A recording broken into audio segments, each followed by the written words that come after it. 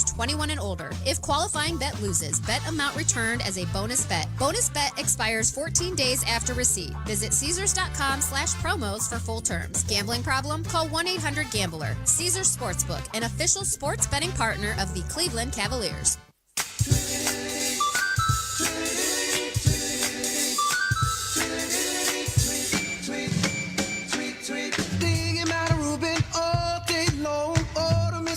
Cause the crave's so strong. All the people rocking and craving in the street. Love the rockin' Reuben cause it can't be beat. Rockin' Reuben, hey, hey, hey, Mr. Hero.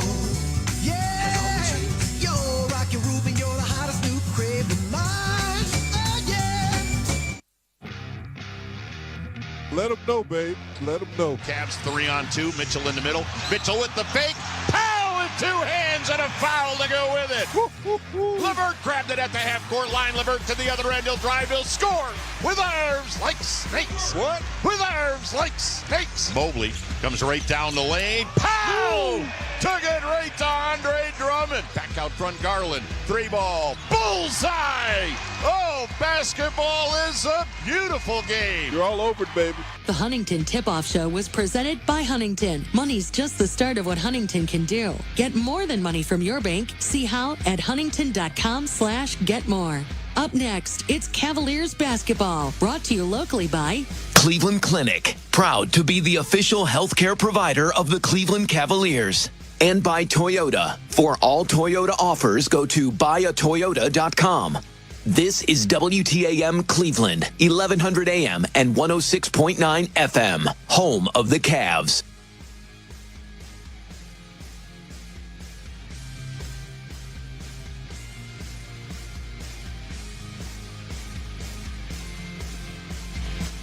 Time now for Cleveland Cavaliers basketball. Here to bring you all the action are Tim Alcorn and Jim Jones. From Paycom Center in Oklahoma City, Oklahoma. Good Thursday evening, everyone, and welcome to Cavaliers basketball along the Medical Mutual Cavaliers Audioverse. Tonight, game number 40, the highly anticipated rematch as the Cavaliers have made the trip to Oklahoma City to take on the Thunder. Best two teams in the NBA, the only two teams with 30 or more wins. Cavaliers coming in at 34-5. They've won 6 in a row on the road, and their road mark is 14-3, taking on a sizzling Oklahoma City team that has won 3 in a row. Of course, the loss to the Cavs last Wednesday night snapped a 15-game winning streak. They've won 18 of their last 19 games. The Thunder 33-6, 17-2 here at Paycom Center. What a game we have in store for you tonight. Great to have you with us on this Thursday. Great, as always, to be joined on the microphone by my broadcast partner, great friend, and one of the, if not the premier radio color commentators in the NBA, in Jim Jones. Jim, we saw this 8 days ago. It got a lot of hype. It got a lot of buildup. I think the rematch has gotten even more. There's a sense that this could be a preview of what we might be seeing in June. Well, the Cavs are hoping that, and I'm sure OKC is too. But by their records, Tim, they've seen every kind of defense and offense. These are two teams that are way ahead of the curve. The thing that makes both of them so outstanding is that they've been able to play their style of play more so than their opponents. The Cavaliers tonight, just play your game. No matter what happens, make your adjustments. You know they're going to double team Donovan out of that double team. He's got to pass the ball. If he's dribbling excessively, Tim, and they double team him, he has to move without it, make himself available. I just think this is we're already graded by the last game, but this is an exceptional game. I like this. You're playing the second best team in the NBA, and you're playing them on their floor. I mean, it doesn't get any better than that. There you go. Jim, what'd you like about game one that the Cavaliers won, and what adjustment might be made going into game two? I think they're good. Everybody double teams Donovan. Everybody double teams our guards coming off that high dribble screen. because they don't have an answer for it. I would say play your game until you see different and then make adjustments. The short corners are open off that high dribble screen. Look for that early in Cavs scoring. There you go. We've set the stage for you. Oh, what a night we should have in Oklahoma City as the Cavaliers take on the Thunder for the second time this year. We'll be back. We'll bring you the starting lineups and the opening tip. Cavs and Thunder comes your way after this on the Medical Mutual Cavaliers Audioverse. Shop the Sherwin-Williams winter sale and get 30% off paints and stains January 17th through the 27th. With prices starting at $34.29, it's the perfect time to transform your space with color. Whether you're looking to revamp your bedroom, living room, or home office, we have you covered with bold hues, soothing neutrals, and everything in between. Shop the sale online or visit your neighborhood Sherwin-Williams store. Retail sales only. Some exclusions apply. See store for details. The Lake Erie College of Osteopathic Medicine, known as LECOM, is a proud partner of the Cleveland Cavaliers. LECOM, the nation's largest and most applied-to medical school, is just 90 minutes from Cleveland and trains the next generation of doctors, dentists, pharmacists, and podiatrists.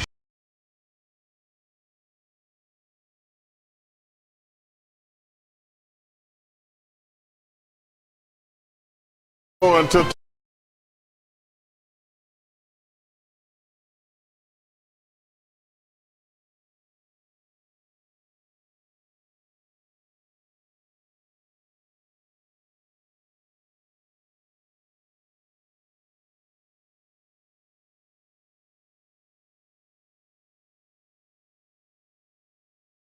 off the ball early, kind of a principle that you all talk about. How challenging is that for you all to deal with, and what are some keys in the matchup? Well, we threw, a pretty aggressive game plan at those guys the first time, mainly because of the potency of the guards. And it really dares teams to be ball movers against you and dares teams to play on the backside, and they did a great job of it. I mean, they really attacked us well in that night. We had a hard time getting our hands on them. And so, I made some adjustments coming out of that game and seeing on a quick turnaround, we only played them like a week ago, seeing how we can improve and be a little bit better tonight. That's our challenge against obviously a team that, has a lot of threats out there. Yeah, and then how about offensively? Just, you've seen teams like this before that have two near 7-footers on the floor that can play off of each other and keep one on the floor the entire time. What have you guys learned as a team about attacking those style of teams? We've got good experience at it. The Lakers play us like that. Milwaukee plays us like that. Dallas plays us like that. And so, we've seen it a good amount now and have kind of our attacks against it and understand what we want to try to get done. But this team's really good. Those guys are really, really good rim protectors. They're good on the glass. And so, again, certainly no margin for error against a team this good. After 4 on the road, the Thunder back home for just a quick minute before flying back out for a second night of a back-to-back. Thank you very much, Coach Mark Dagnall. Lineups and tip-off coming up next. This is Thunder Basketball. Thanks, Nick. Bank your shot with a Thunder Rewards credit card from MidFirst Bank. You can earn unlimited points for merchandise, gift cards, travel, cash back, and even Thunder fan gear. You'll enjoy a great introductory APR on purchases and balance transfers for the first 12 billing cycles. Plus, the Thunder Rewards credit card is covered by the Visa Zero Liability Policy, so you'll never be charged for purchases you didn't make. Visit any MidFirst banking center today or go to midfirst.com/thunder for details. MidFirst Bank, member FDIC.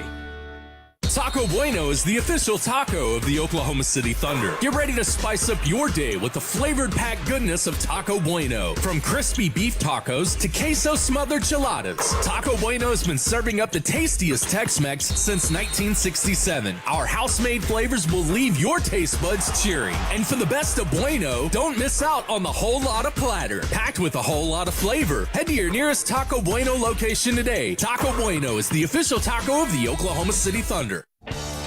Still getting around to that fix on your car? You got this. On eBay, you'll find millions of parts guaranteed to fit. Doesn't matter if it's a major engine repair or your first time swapping your windshield wipers. eBay has that part you need, ready to click perfectly into place for changes big and small, loud or quiet. Find all the parts you need at prices you'll love, guaranteed to fit every time. But you already know that. eBay. Things, people, love.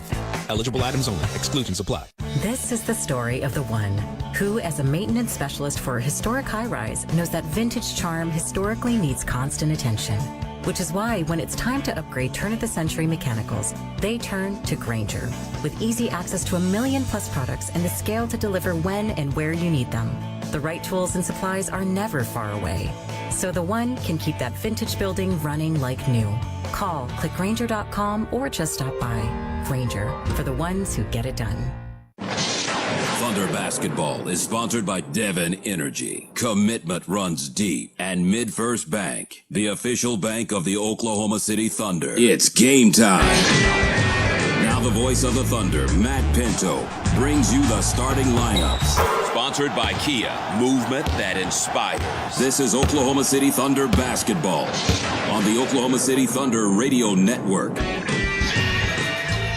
Welcome to Paycom Center. Welcome to Thunder Basketball. Gideon Hamilton filling in for Matt Pinto. Hopefully have Matt back on the broadcast tomorrow, along with Royce Young, the 34-5 Cleveland Cavaliers, coming in and playing the host 33-6 Oklahoma City Thunder. By far the two best records in the NBA for the Cavaliers. Dean Wade, Evan Mobley, Jarrett Allen, Donovan Mitchell, and Darius Garland. You know the starters from 8 days ago. A little bit of a different look for the Thunder, though, without Isaiah Hartenstein. Here's who's going to start things off for OKC. Shai Gilgeous-Alexander, number 2, point guard, Oklahoma City Thunder. Down the lane, slashing, spins in the driving right-hand reverse. Gilgeous-Alexander, a perfect 10. 10 of 10 shooting. Cason Wallace, number 22, point guard, Oklahoma City Thunder. Wallace crossing over on Nance to the baseline, lays it up across his body and lays it home with the right hand. Wallace went off the wrong foot. It's still beautiful. He's got 13 points. Jalen Williams, number 8, small forward for the Oklahoma City Thunder. Off the inbound dub, top of the key. Slashing left with a step down the lane, lays it up with the right hand and lays it in nicely. Got a step on Kuzma. Lou Dort, number 5, guard, Oklahoma City Thunder. Kicks out left wing to Dort, sets his feet, squares his shoulders, and rips the cords for 3. Chachinga Thunder money ball. Gilgeous-Alexander, a nifty second assist. Jalen Williams, number 6, forward/center, Oklahoma City Thunder. Left corner, Jay Will wants 3. It's online. Give it to him. Chachinga Thunder money ball. OKC diagnosed the double team, and Jay Will splashes. This is Mark Dagnall, and we are the Oklahoma City Thunder. Starting lineups are presented by Kia, movement that inspires, and you heard it right there. Thunder starting with Jay Will in the starting line. That doesn't necessarily mean it's etched in stone. He's going to play 30 minutes in this game tonight. But what do you think about the decision to have him out there from the outset? I think it's just a sensible decision. Obviously, Jay Will bring some physicality, a little bit of size, not a lot of size, but the Thunder are going to have to play in that kind of small ball mentality, whether he's in or not get in. And then when he's not, you've got to really downsize and play with that speed and athleticism that OKC has in their second unit. One of the things I brought up here in our network pregame show, and they have set a ridiculously high standard so far this season, the Cleveland Cavaliers, but when you look at them defensively over the last 4 or 5 games, might be a little bit more susceptible than they have been all year long. Yeah, after that game against OKC, I heard you talking about in the pregame show, Gideon, they have not played as well. They lost to the Pacers right after it, and then they played a little bit of shaky basketball within that. Maybe there was a little bit of a letdown following that game, but there are some cracks to be had with this Cleveland team. They have the great size with Mobley and Allen, but as the Thunder did in the game in Cleveland, were able to space them out and knock down some perimeter shots. Cleveland Cavaliers in their road black with the red C logo and gold numbers, letters on the back. Oklahoma City in their sunset orange with blue numbers. And Jarrett Allen will go against Jay Will. Jalen Williams, the ball is tipped, and here we go. This is Thunder basketball. Cleveland wins the tip, and it'll be Darius Garland who takes it into the front court for the first time. Hands to Dean Wade, guarded very tightly by Shai Gilgeous-Alexander. Now to Mobley on the left elbow. Behind a Jarrett Allen screen. High screen and roll. Allen couldn't catch. He was fouled by J-Dub, Jalen Williams. And is this going to be a side out? And we saw a lot of great high-low action from those two in game number 1. They went right to it here in game 2. Yeah, their big-to-big passing is something that has really elevated the Cavs this season, the way that Mobley and Allen play together. But it looked like the Thunder had that play kind of scouted out. Unfortunately, J-Dub fouls him, but it looked like he had that one sniffed out all the way, Gideon. And this will be a side-out situation. Even though it looked like Allen was going toward the backboard there, Cleveland will reset, and it's Garland down the middle. Hand off to Jarrett Allen, who throws it down with a dunk to start things off. And that's what Darius Garland does, and that's what he did so well in that first meeting. He's somebody that can touch the paint and drop off to both those bigs. Cason Wallace and throws it past J-Dub, who's going to dive to get it, and he couldn't. Ball out of bounds, and Case just threaded it through. Yeah, a little bit of a sloppy start there, just a little bit of discombobulation there from the Thunder. Funny how they started the game against the 76ers, too, and that one worked out okay. 40 seconds in, Cleveland up 2-zip. Donovan Mitchell looking for a much better performance against the Thunder this time. Misses a scoop shot, but Jarrett Allen is there for the follow, and it's 4-zip. And that's going to be something to watch. He really hurt the Thunder in that first matchup on the offensive glass. 7 offensive rebounds, including a couple of critical ones late. Luguentz-Dort looks to get the scoring started for OKC, and he does from 3. Great cross-court find there, and Dort's able to pay it off to get the Thunder within 1. Mitchell behind an Allen screen is going to let it go from 18 feet away. He's already 0 for 2. Remember, a horrific 3-16 shooting performance in the first game between these two. Jay Will, top of the circle. Dort thought about it again. He's going to take it into the lane. He's curtailed there by Wade. Out to Jay Will. 3 on the way. Rims out. Rebound by Allen. Hands off to Garland. We're a minute and a half in. Cleveland on top of Oklahoma City 4-3. Garland behind an Allen screen. He's going to go to the block and work against Jay Will. Couldn't find anything there. Now Mobley is going to get it, circling into the paint, working on Dort. Got past him and then was actually blocked by the rim. He was a little bit too far under the basket to get that one to go. Thunder with the rebound. Shai Gilgeous-Alexander, ball in his hands for the first time. Shai backs out, has the switch on Jarrett Allen, drives right by him for a layup. That was beautiful identification by Shai. Pulled Allen away from the basket there, and then had to beat Mobley, but SGA was using his length. 2 minutes in, here is a steal by J-Dub. Garland threw it off of his shin, and here come the Thunder quickly the other way. Shai finds Dub underneath. And the same thing happened to him. Goes up for the layup, Royce, but he was under the basket. Ball goes out of bounds. Yeah, and I think that maybe Dean Wade got a small piece of that there on J-Dub and kind of disrupted that shot. But Thunder doing what they need to do early in this one, Gideon, which is force live ball turnovers and get out and run. Only a +2 points off turnovers in that first game, and Donovan Mitchell missed another point-blank layup. He cannot hit anything against this team, and he just did it again! He's 0 of 4 already. 3 of them are layups. Garland misses a 3. Cleveland another crack at it. Allen walked with it, and they're going to call it. It's actually an offensive foul. Jarrett took 3 steps with the ball extended, and somebody drew the charge. I was expecting the travel as well there, but I mean, yeah, that's shocking so far for Donovan Mitchell. I don't know if he's seeing shadows of Lou Dort kind of hanging around him, but Donovan Mitchell has missed some easy looks on the interior. Yeah, these are nightmarish right at the rim, with not a lot of contention there. Cason Wallace to J-Dub, operating against Mitchell, and that was incredibly easy as Dub finishes with the layup. Yeah, I don't know if Donovan Mitchell there is kind of dragging from the misses, but that was not good defense by him. Thunder on top by 3. 3 minutes in, 7-4. Garland working on J-Dub into the paint, is curtailed there, bats it out to an open Mitchell for 3. That's on the way, no good. And Evan Mobley tries to keep it alive, but throws it right to Cason Wallace. And here come the Thunder. Cason waiting for some help, will circle back out beyond the three-point line. Here's Jay Will to Luguentz-Dort on the left wing. Lou pulls up, fires to Wallace on the wing. Now he's going to find J-Dub open for 3 on the right baseline, and that one's a little bit too strong. Allen hauls in the rebound, and here come the Cavaliers looking to draw within 1 or potentially tie. And Lou Dort a little bit too aggressive, 30 feet away from the rim, as he fouls Evan Mobley. Yeah, that was kind of an educated gamble, I think, there from Lou, thinking that he might be able to sneak one on Mobley, not a traditional ball handler. Although Mobley handles the ball a lot better than most people assume a big guy like him would.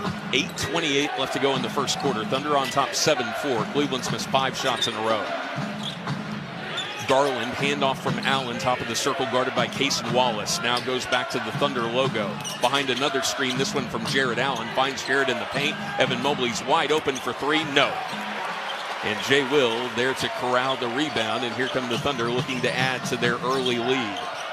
Shai behind a Cason Wallace screen, finds Garland, spins, baseline, trapped there, and Shai is going to fire it in to the backcourt. That ball is free, and it's going to go out of bounds underneath Cleveland's basket. He threw that one 90 feet. A little bit of an uncharacteristic turnover there from SGA. Normally when he gets to that left side baseline like that, Gideon, that's like one of his favorite shots, but Cavs did a good job of sniffing it out and shutting it down.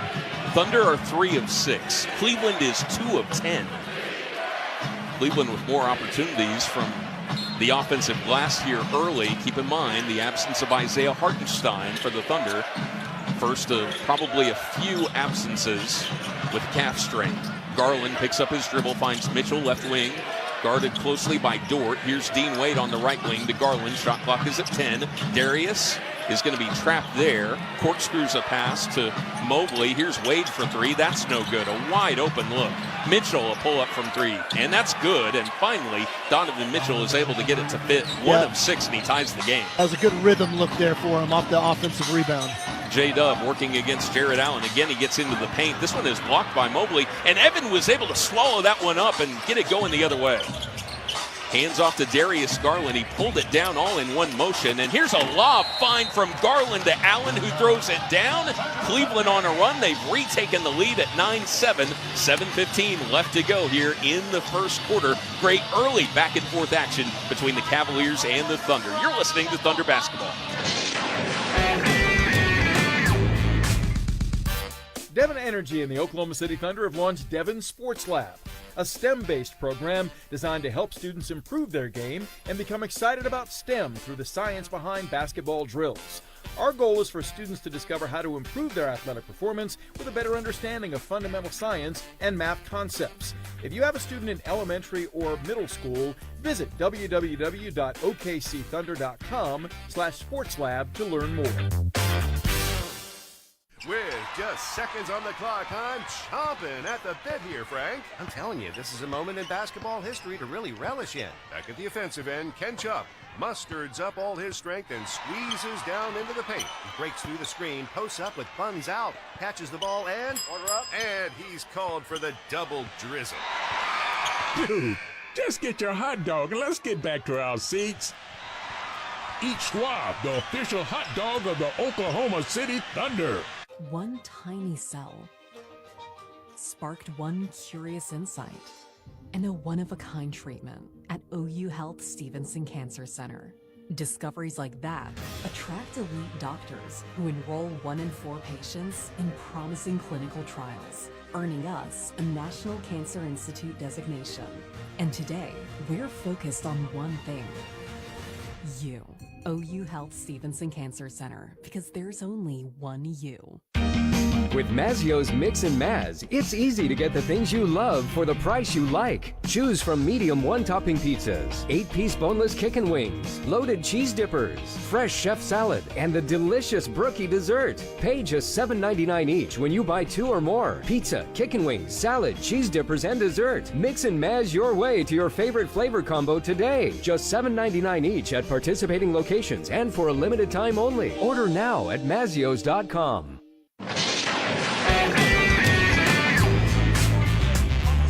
Welcome back to Baycom Center. Gideon Hamilton filling in for Matt Pinto along with Royce Young. Check out the MidFirst Bank Hoops game for monthly chances to win a $50 MidFirst Bank gift card and a simple modern water bottle. One lucky grand prize winner is going to get courtside tickets for next season. Play today in the official Thunder mobile app.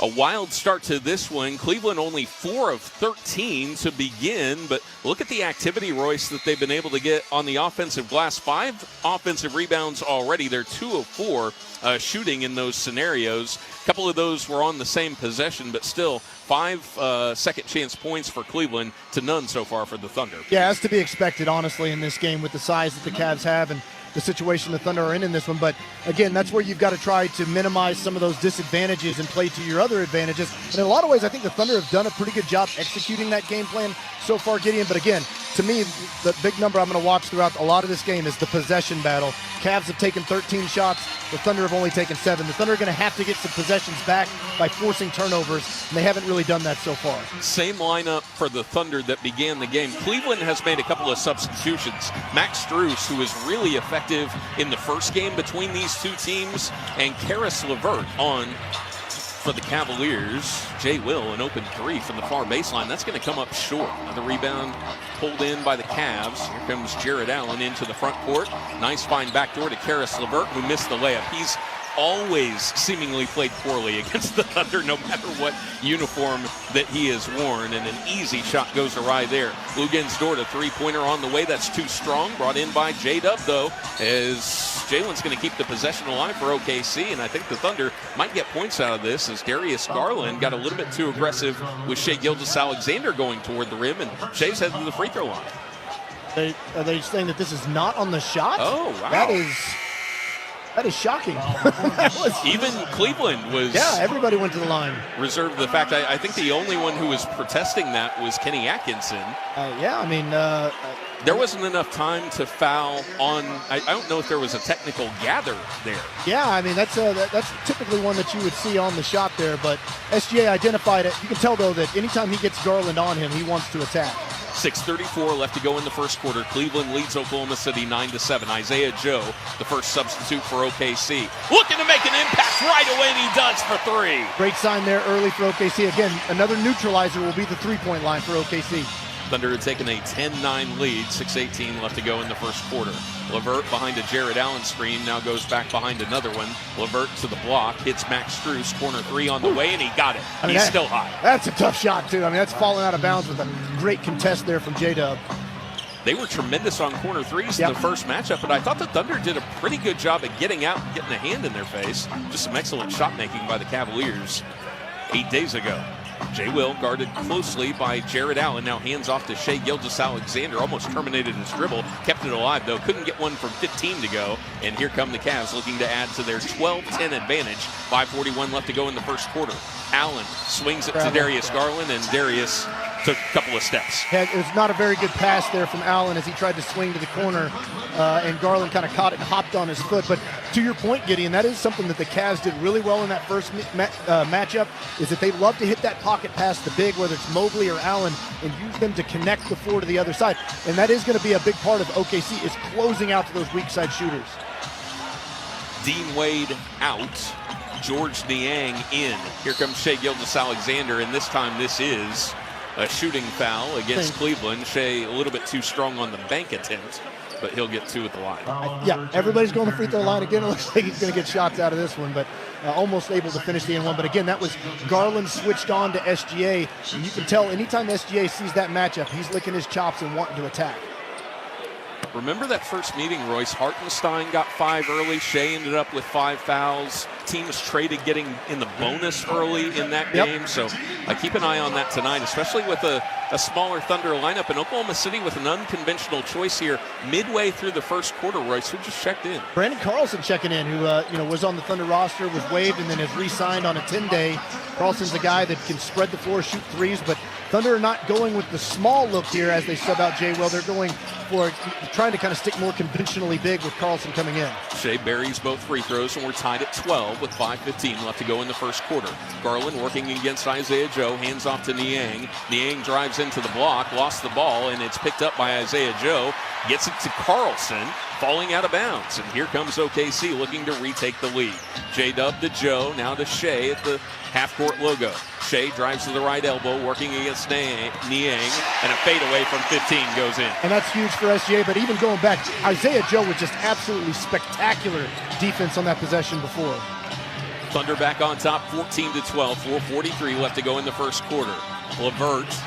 And Isaiah Joe. The ball's going to be stripped away from him by Isaiah Joe. Isaiah's made an instant impact so far in his 2 or 3 minutes. Gilgeous-Alexander guarded by Max Strus to the right elbow. They show double with Allen. Now he backs off, and that's going to leave Shai free to fire, and he got it. I thought they were going to call defensive 3 seconds there with Allen. He was guarding nobody, but SGA hunting it out and knocking it down. Teams going back and forth at each other. This time it's the Thunder's turn to make a run, and OKC's taking a 16-12 lead. 4:21 left to go in the first quarter. You're listening to Thunder Basketball. Don't miss out on OKC's hottest entertainment at the Showplace Theater with acts like Gladys Knight, February 28th. 38 Special, March 7th. Ray, March 15th. And Chicago, March 28th. Riverwind is OKC's favorite casino experience. When two equally powerful opposing forces meet, this is one of the best rivalries in the NBA. Something has to give. These collisions can make entire cities shake. For centuries, the world's leading minds have tried to describe these cataclysmic events. The National Basketball Association calls it Rivals Week. NBA Rivals Week begins January 21st on ABC, ESPN, TNT, and NBA TV. A big appetite calls for a big burger, and Brahms Crave and Save Combo Deal delivers. You get a double bacon mushroom Swiss burger, fries, and a shake for only $8.89. Brahms Double Bacon Mushroom Swiss Burger has 2 quarter-pound beef patties smothered with mushrooms, seasoned and marinated to perfection. Crisp strips of bacon and real Swiss cheese, plus all the fixins. Grab Brahms Crave and Save Combo Deal for just $8.89 for a limited time only. At OG&E, we believe everyone deserves reliable, affordable power. That's why we offer programs and discounts for seniors. And no matter your age, if you can't pay your bill, we're here for you with payment plans for qualified customers. Plus, valuable home efficiency upgrades. So let's make your power work for you. Find out what you qualify for at OGE.com/assistance. That's OGE.com/assistance. OG&E. We energize life. Welcome back inside Paycom Center. Gideon Hamilton filling in for Matt Pinto along with Royce Young. All the fun of Thunder basketball is at your child's fingertips with the Thunder Rookies Club app. You can play games, compete in challenges, and win exclusive prizes today with the free Thunder Rookies Club app available now. Our great statistician Daniel tells us that first game against Cleveland, Royce, Shai Gilgeous-Alexander in the first quarter of that game, 3 of 10 shooting for 8 points. So far tonight, he's already got 8 points on 3 of 4 shooting. Also has a couple of assists, so he's responsible for almost every Thunder points at this juncture. Yeah, and you can see where SGA likes some of the matchups that he's getting and some of the switches with Cleveland. But I want to go back to we also, mentioned it about the possession battle, and it was 13-7 in shot attempts in that last timeout that we took. It's already narrowed down to 15-13. The Thunder are now at a -2, and a lot of that has to do with some of the turnovers they forced. Isaiah Joe specifically has come in and hit a 3, but also made a tremendous impact scrapping on the defensive end. Cleveland, one of the most careful teams in the NBA. They've got 5 turnovers here in the first 8 minutes of this game. Donovan Mitchell, Niang, Evan Mobley, Strus, LeVert for Cleveland. Mobley misses another layup. They might be like 2 of 6 in the restricted area tonight. Thunder going the other way, up by 4, under 4 to play in the first quarter. Shai working against Niang. Gets out of that situation over to Joe, guarded by LeVert on the right wing, back to Shai in the paint. Hits Brandon Carlson for 3 on the baseline, and he hit it! What a great start there for Brandon Carlson. He's actually played really well in the minutes that he's gotten, a lot of times in cleanup duty, but he's a shooter. That's what he's known to do. Niang looks to answer, can't get it to go. Ball tipped around and corralled by Aaron Wiggins, who just checked into the game for Oklahoma City. So it's SGA, Wiggins, Wallace, Joe, and Carlson. And Shai Gilgeous-Alexander's shot is going to be blocked out of bounds by Georges Niang. He had Karis LeVert reaching in, and I think SGA thought he was about to draw a shooting foul and went up into a shooting motion there. But big shot there, just to go back to it. Brandon Carlson, great for his confidence, but also just to put a little more pressure on the Cavs' interior defense. 3:23 left to go in the first. Thunder lead the Cavaliers by 7. Joe, top of the circle, guarded by Strus. Step back, no. Terminates the dribble over to Cason Wallace. Cason's going to take it all the way and miss that layup. He was hounded by Evan Mobley on the way, and here comes Max Strus into the front court for Cleveland. Step back 3 on the way there. That one's going to be short. Ball knocked around and brought in by Cason Wallace. 3 minutes to play in the first quarter. Thunder lead Cleveland 19-12. Gilgeous-Alexander guarded again by Georges Niang. Shai, a runner from 12, and that one's going to roll off the rim into the hands of Max Strus. Cleveland into the front court. LeVert, left wing, behind a Niang pick, has some space, fires away. 3-pointer, no good. Cleveland 2 of 9 from distance. They're 5 of 19 in this game. Wallace against Mobley. Cason hesitant, back out to Shai. Shot clock is at 12, and Gilgeous-Alexander will reset. Now drives the right side, and a tough angle, and Shai's able to get it to go off the glass. You are right, tough angle. I can't believe that he got that one to go in, but SGA's so good at just dipping that shoulder and getting to a spot. Mobley was left open for 3s, decided I'll go ahead and take this, and the Cavaliers are now 2 of 10 from 3 in the opening quarter. 21-12 OKC. Oh, Isaiah Joe had a little bit of space. Ball got knocked away at the last second off his chest, out of bounds. Yeah, it was a great decision by Isaiah Joe. The Cavs pushed up on him, but we're seeing it with a lot of different Thunder ball handlers so far, Gideon, of being able to basically just dust their man right off to get into the paint. We're seeing it all over, not just SGA. Isaiah Joe did it there. Cason Wallace has done it a number of times. And that's a big theme. As you collapse those bigs, you can spread out and spray it out to shooters. Mark Daigneault not thrilled with his team's defense in that previous meeting between these two teams. Has to love what he's seeing right now, with the exception of that play. A nice pick and roll as Mobley's able to pay it off with a dunk off a find from Karis LeVert. Gilgeous-Alexander past midcourt. Strus comes out on him as Cleveland shows his zone look. Strus on a matchup. Carlson for three. Got it again! Boy, and just a quick, decisive catch and shoot from Carlson. You can tell he's a confident player. Brandon Carlson has hit 2 3-pointers in 3 minutes in this game. Niang looks to answer again. That's no good. Mobley had the offensive rebound attempt off of him as the Thunder are on a 14-2 run here. Closing this quarter very strong, leading by 10 with 1:22 to play. And Carlson's also done a good job competing on the glass, too. We just saw it there.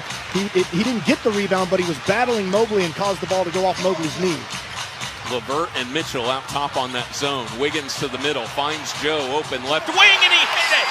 Isaiah Joe for three. I mean, they are just carving apart Cleveland's defense. I think that was a little bit of discombobulated zone from Cleveland. And here's Caruso stealing it. Caruso 2-on-1 ahead to Shea, off the window and in.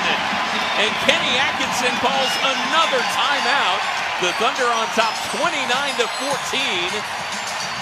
Less than a minute to play here in the first quarter. Cleveland has as many turnovers, Royce, as they do made field goals. And everything is being disrupted at the top of the action for the Thunder defensively. I mean, some of it is the shots are going in for OKC, but as you pointed out, a lot of this is offense or defense to offense that's sparking some of it, but also Cleveland's point of attack defense has just not been very good so far. Thunder ball handlers are driving downhill, and it's creating those rhythm looks. We saw the one from Isaiah Joe right there. That was just basically a simple catch and shoot, drive downhill and spread out to him from Aaron Wiggins finding him. And so I'm sure that's what Kenny Atkinson's probably talking to his team about, is stopping the ball a little bit better. Thunder now on a 19-2 run, and when you look at games that are customarily competitive for the Thunder this year, you're going to see a little bit of a shrinking gap in points off turnovers, that differential where Oklahoma City has been historically great this year. I mentioned they were only a +2 in the first game. Cleveland's already had 10 points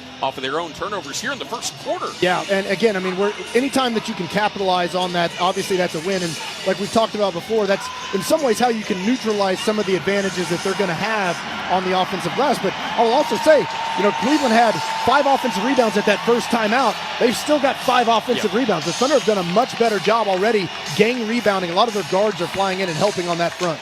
Under a minute to play in the first quarter, one that has been outstanding defensively for Oklahoma City.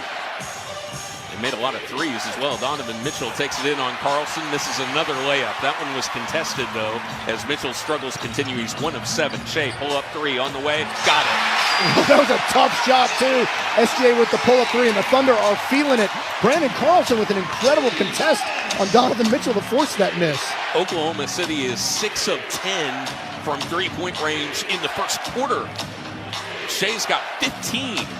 Mitchell, skip pass, Niang. Strus was open, and instead he walked right by Brandon Carlson, and that is turnover number 7 in the first quarter for the Cavaliers. Play a game here on the Cavaliers, but I mean, that's Brandon Carlson again. I mean, that looked like an open 3 for Strus, and Carlson just did a great job of just flying out to him and trying to force him to put the ball on the floor, and then when Strus did it, he walked. After the incredible drama of Game 1, Oklahoma City has put 18 points of space between themselves and the Cavaliers, and it's only the first quarter. Caruso into the middle of the zone, kicks out to Wiggins. Blue by Donovan Mitchell. Pull up from 15, a little bit too strong. Ball tipped around. Cleveland's got it. LeVert's going to fire up a heave from 50, and it's too strong, and that is going to do it for the first quarter of action.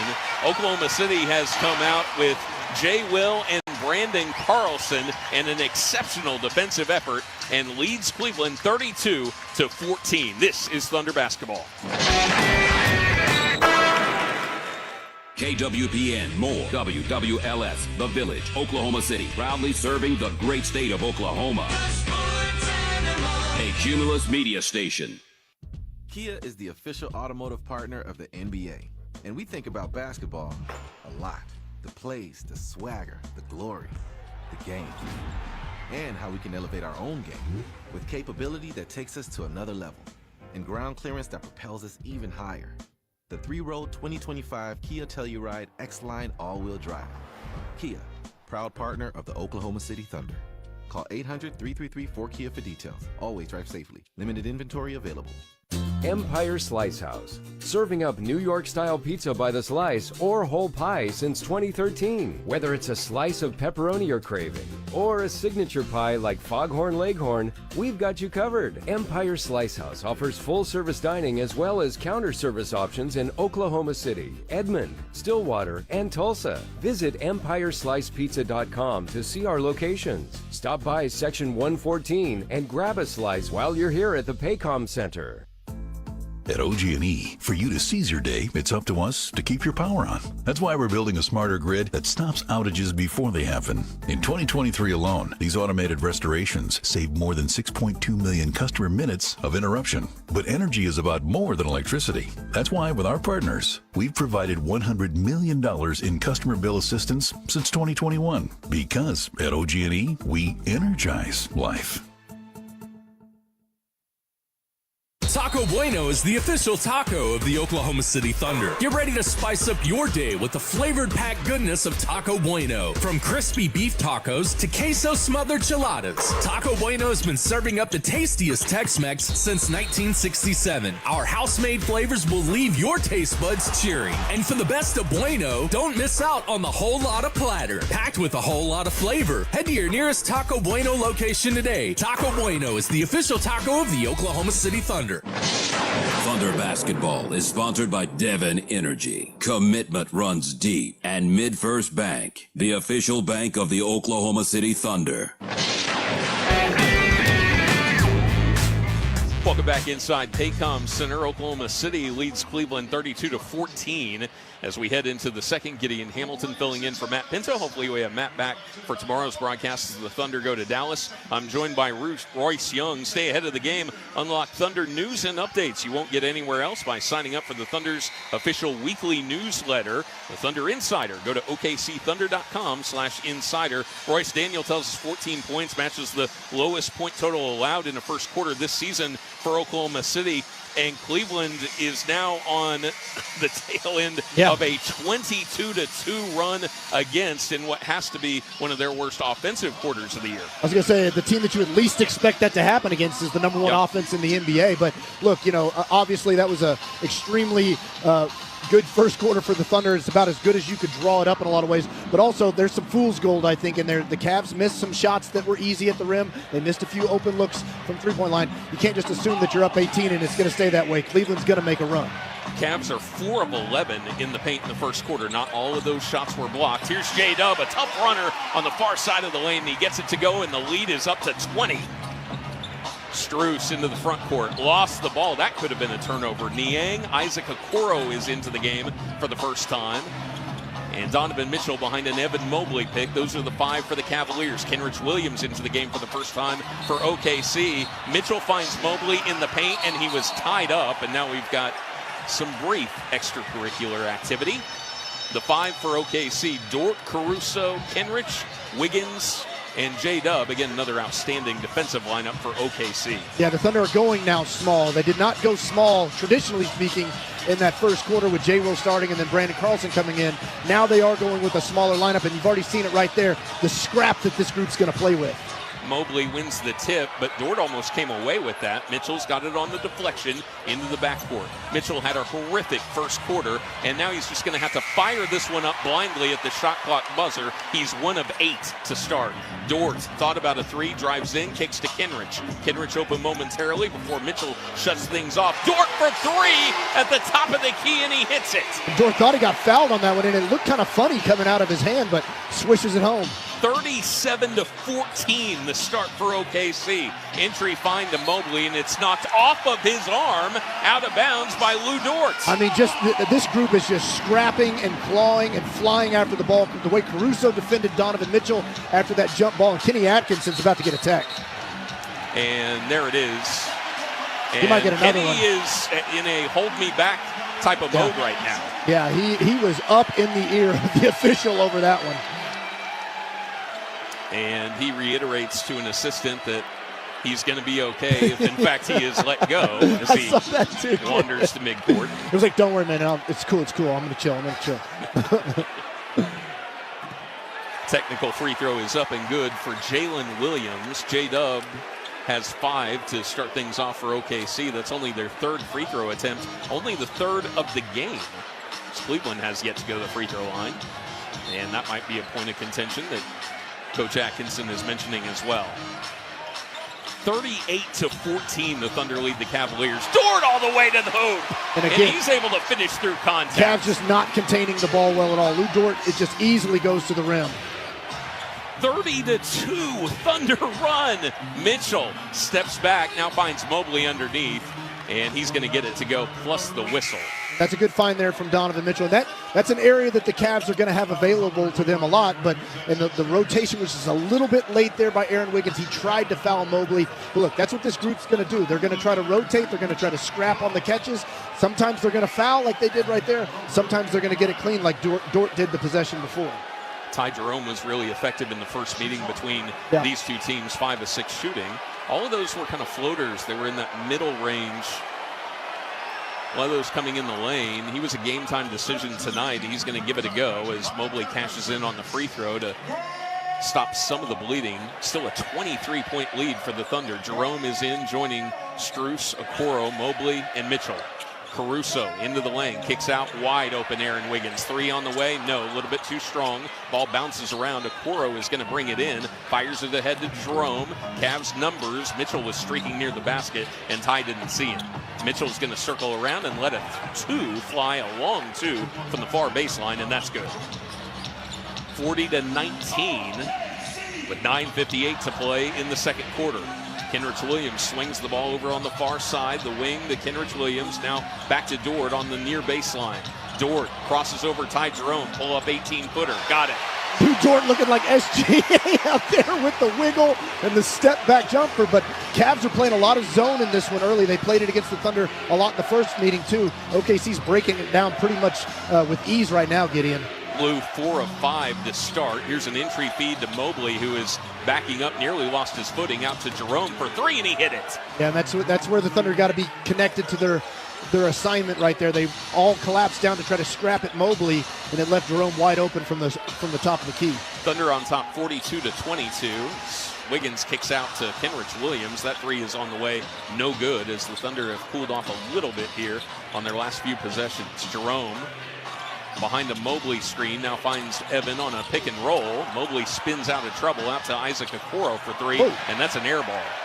Kenrich Williams fields it out of midair ahead to Alex Caruso, who's going to wait for his friends, and tries to find J-Dub ahead of traffic, and that one's poked out of bounds. It will stay with OKC. Just missed a beautiful pass there by Caruso. Almost had Dub threading the needle right there, but that's what, again, the Thunder are going to look to do, is try to get a stop, long rebound, and then get out and run. The more that they can push the pace on the Cavaliers, the better looks they're going to get.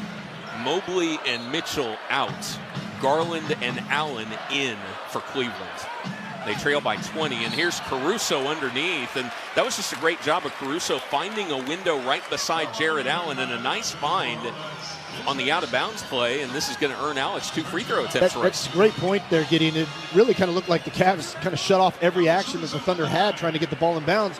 Caruso just kind of slipped into space. It was like a slot receiver trying to beat his own defense, and just kind of found the space, settled down in it, and J-Dub was able to find him. First free throw is good. Salute the city in style with the Thunder's 24-25 Nike NBA City Edition collection. You can suit up at Paycom Center or visit OKCThunder.com/shop. Second free throw is on the way and good as well. And the Thunder back on top by 22, doubling up the Cavaliers to this point in the game. 44-22, 8:42 left to go in the first quarter. Jerome working against Alex Caruso and fires one up, and they're going to get a foul on Alex there. Yeah, that's the tough call that we've seen tried to be limited in the NBA over the last couple of years, where the hip-to-hip action there. Caruso's just kind of going with Jerome. Jerome obviously selling the call. Caruso leans on him a little bit there, and I think that's why Jerome's able to get that call. But just one thing you see, the difference of the ball pressure, the way the Thunder are pressuring the handler so severely as Jerome knocks down the first one. The Cavs are letting the Thunder dribble the ball very comfortably. What did you see from Ty in his time at Oklahoma City that made you believe that he was going to be a mainstay in the NBA? I mean, first of all, he's just a winner. I mean, that's his college career was all about winning at Virginia, but he's just an intelligent basketball player, shoots the ball really well, understands his job, and as you can see there, he's a little bit sneaky when the way he can beat people off the dribble and has that float game, pretty crafty around the rim. He's found a good home here in Cleveland as he hits both free throws to cut the lead to 20. Ball slips out of Kenrich Williams' hands, fortunately, right into the arms of Lugens Dort. Kenrich over to Caruso, 3 on the way, looks good, is good.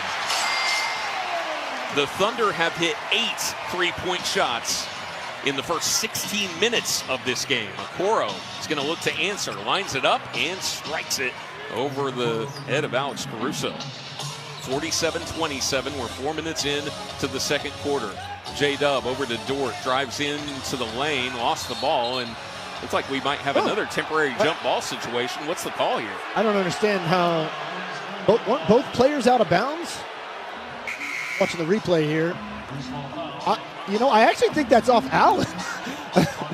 Well, so Allen looked to grab the ball out of midair. Dort instantly tied him up, and it looks like Allen's momentum carried him out of bounds. I don't know if Lou already had one foot there it was or hard not, to tell. but it is going to be a turnover on Oklahoma City, and Cleveland will get it down 20 with 7:44 to go, and they give it right back to OKC. Steal by J-Dub, and then a reach-in by Isaac Okoro to compound matters. Daniel just informed me there was a foul on Lou, not a out-of-bounds call. So that makes a little more sense there. Although it did look very awkward. Initially, watching that play, I thought it was out on Lou, and then you see the replay, and Lou looked like he was in bounds. Anyway, the Thunder get it back. 9 turnovers already for Cleveland in this game. Kenrich Williams against that Cleveland zone. J-Dub drives in. It's Caruso for 3, and he got it again. I mean, I understand the Cavs are worried about the Thunder's penetration, and that's why they're sticking to this zone, but OKC is punishing it by driving and kicking. Garland lobs underneath to Allen, and this is going to be a blocking call on Lugens Dort. Oh, that is an interesting call. Yeah, we'll get another look at it here. Luke could not be more standstill. Didn't look like any part of his shoe is in the... No, he's clear of the restricted area. Could not be. Mark's going to challenge this, I'm pretty sure. Yeah, Mark is going to call a timeout. If that's not a charge in real time, I mean, that's baffling for an official to get that one wrong.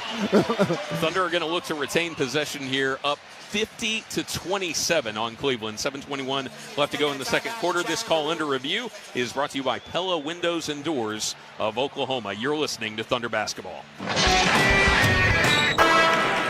Whether watching your favorite team play or getting through the day, clear vision is important. For 50 years, the doctors at the nationally ranked Dean McGee Eye Institute have been committed to helping Oklahomans achieve their best possible vision. From regular eye exams to LASIK to cataract surgery, Dean McGee is the one source for all your eye care needs. So let the professional eye care provider of the OKC Thunder help you see more clearly. For an appointment at one of Dean McGee's 5 locations, visit dmei.org. Dean McGee Eye Institute. Vision for life. 2 years ago, I was diagnosed with prostate cancer. If I hadn't caught it early, I just don't think I would have been here. 1 in 8 men are diagnosed with prostate cancer. With the black community, it's even higher rate than that. After talking to Dr. Cooks, we did the surgery, and I went in with a smile and came out with a smile. I was back on my feet the next day. Call 405-271-4088 or visit ouhealth.com/let's talk. Hey, Thunder fans, enter to win the ultimate Thunder Game Day experience from MidFirst Bank. You can score 4 tickets to an Oklahoma City Thunder basketball game, plus a $500 Visa gift card. Every swipe with your registered MidFirst debit or credit card is another chance to win.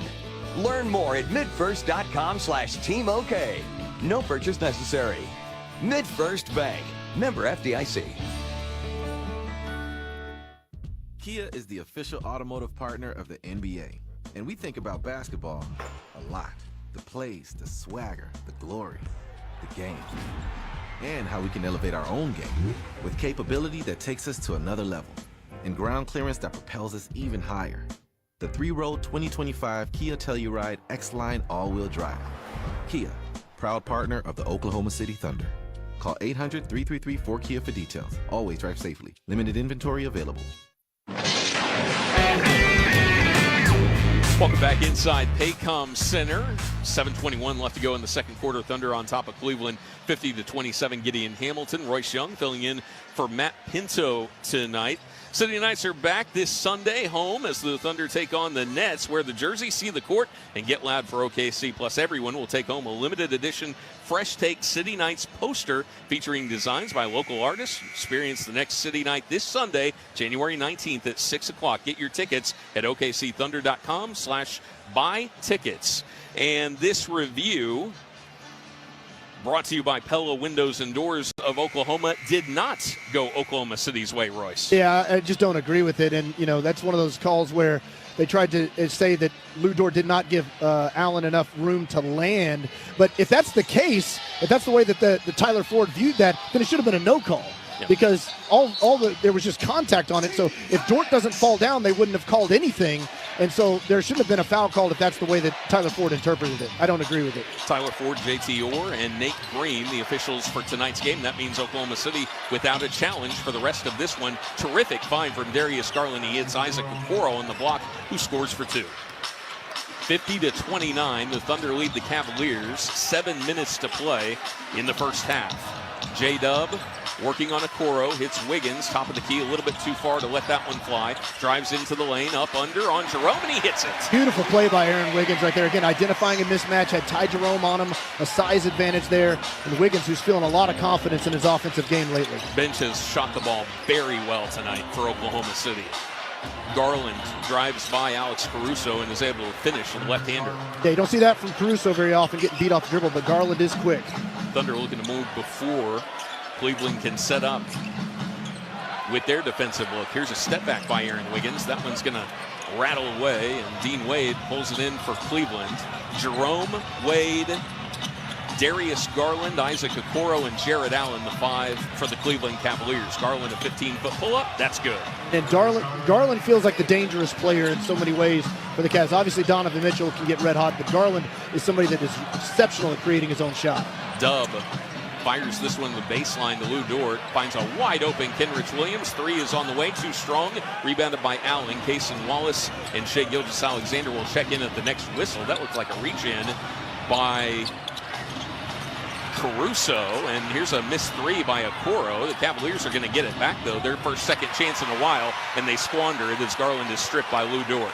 Here come the Thunder quickly the other way. They have numbers. Dort lets Allen fly by, lets the three fly, and that's good. Boy, Lou Dort's feeling some confidence in his three. That was just a beautiful little hesitation, pump fake, sidestep three from Dort, all created off another Thunder turnover. Shai's got 15, Dort has 13. Here's turnover number 11, and this is going to lead to a dunk for the Thunder. Kenrich Williams throws it down. Kenny Atkinson calls timeout. The Thunder are back up by 24, 57-33, with 5:14 left to go. The Cavaliers can't hang on to it tonight. You're listening to Thunder Basketball. All-Star voting presented by AT&T is open now. My favorite time of the year. And this year, folks, NBA All-Star is back with a brand new twist. 4 teams, single elimination. I like that, Ernie. Oh, I'm ready. So make your voice heard and vote for your All-Stars every day. You could even win a trip to watch the game live. I know my picks will be way better than Chuck's. Stop lying, Shaq. NBA All-Star voting presented by AT&T is now open. Head to NBA.com/vote and pick your All-Stars today. Empire Slice House, serving up New York-style pizza by the slice or whole pie since 2013. Whether it's a slice of pepperoni you're craving or a signature pie like Foghorn Leghorn, we've got you covered. Empire Slice House offers full-service dining as well as counter service options in Oklahoma City, Edmond, Stillwater, and Tulsa. Visit EmpireSlicePizza.com to see our locations. Stop by Section 114 and grab a slice while you're here at the Paycom Center. Devon Energy and the Oklahoma City Thunder have launched Devon Sports Lab, a STEM-based program designed to help students improve their game and become excited about STEM through the science behind basketball drills. Our goal is for students to discover how to improve their athletic performance with a better understanding of fundamental science and math concepts. If you have a student in elementary or middle school, visit www.okcthunder.com/sportslab to learn more. At OG&E, we believe everyone deserves reliable, affordable power. That's why we offer programs and discounts for seniors. And no matter your age, if you can't pay your bill, we're here for you with payment plans for qualified customers. Plus, valuable home efficiency upgrades. So let's make your power work for you. Find out what you qualify for at OGE.com/assistance. That's OGE.com/assistance. OG&E, we energize life. Welcome back to Paycom Center. The Oklahoma City Thunder with a 24-point lead over the Cleveland Cavaliers, 57-33. Gideon Hamilton and Royce Young filling in for Matt Pinto. Hopefully we'll have Matt back for tomorrow's broadcast when the Thunder go to Dallas. Here's a reminder on All-Star voting. Your All-Star vote tomorrow is worth 3 times more. Thunder up and triple your support for the Thunder at OKCthunder.com/vote. Triple voting day tomorrow. The upsetting thing for Cleveland from their standpoint, Royce, is they're 7 of 10 shooting in the quarter. That should be enough to nibble off this Thunder lead. Instead, they're falling further behind. They've already got 20 points off of their turnovers in tonight's game. Yeah, and again, a lot of it's because the Thunder have flipped the possession war. They've taken 3 more shot attempts than the Cavaliers have. And then also, great stat here, the Thunder are a +6 so far in this quarter, and Shai Gilgeous-Alexander is just now checking in for the first time. So that is a massive win to be able to push the lead forward with SGA sitting. Thunder 10 of 17 from three-point range so far. They hit 11 all game in the first meeting. Darius Garland drives by, and he is fouled going up. He'll go to the line for 2, and we'll see who they whistle there. I believe that's going to be on Jay Will. That was Jay Will. Got fooled there by Garland, and just a little slightly late there on the rotation. That's the type of play typically. Are we going to get a review here? Yeah, I think they're going to look at this for a flagrant. Who knows what Tyler Ford will decide, but that was just clearly incidental as Jay Will just kind of swiped at the ball, but he did catch Garland a little bit across the forehead. And let's take another look at this here. And this is nothing intentional.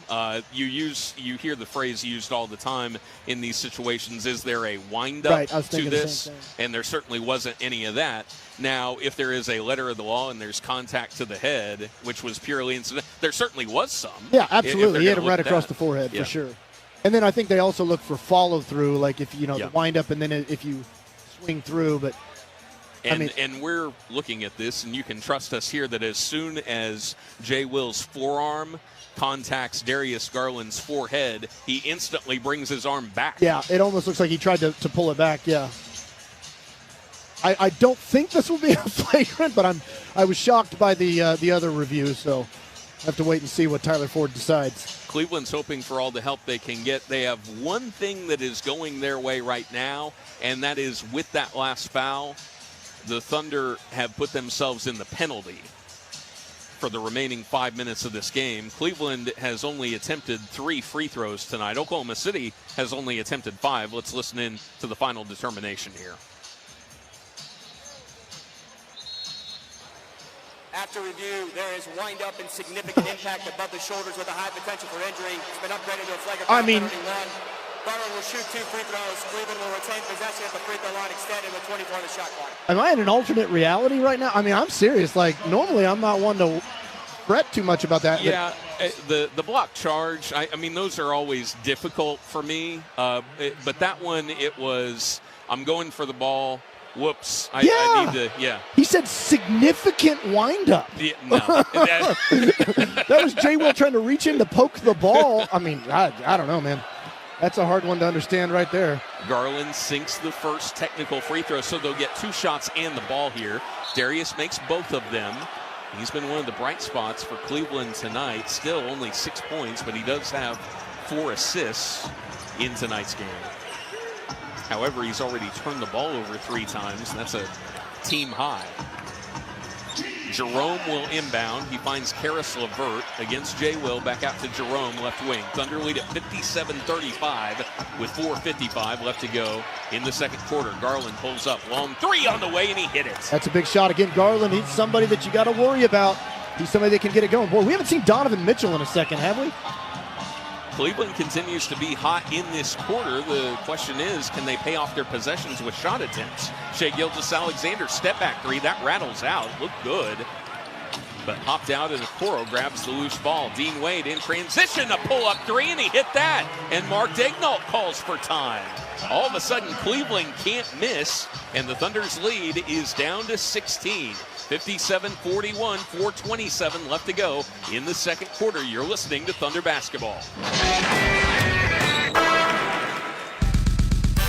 Devon Energy and the Oklahoma City Thunder have launched Devon Sports Lab, a STEM-based program designed to help students improve their game and become excited about STEM through the science behind basketball drills. Our goal is for students to discover how to improve their athletic performance with a better understanding of fundamental science and math concepts. If you have a student in elementary or middle school, visit www.okcthunder.com/sportslab to learn more.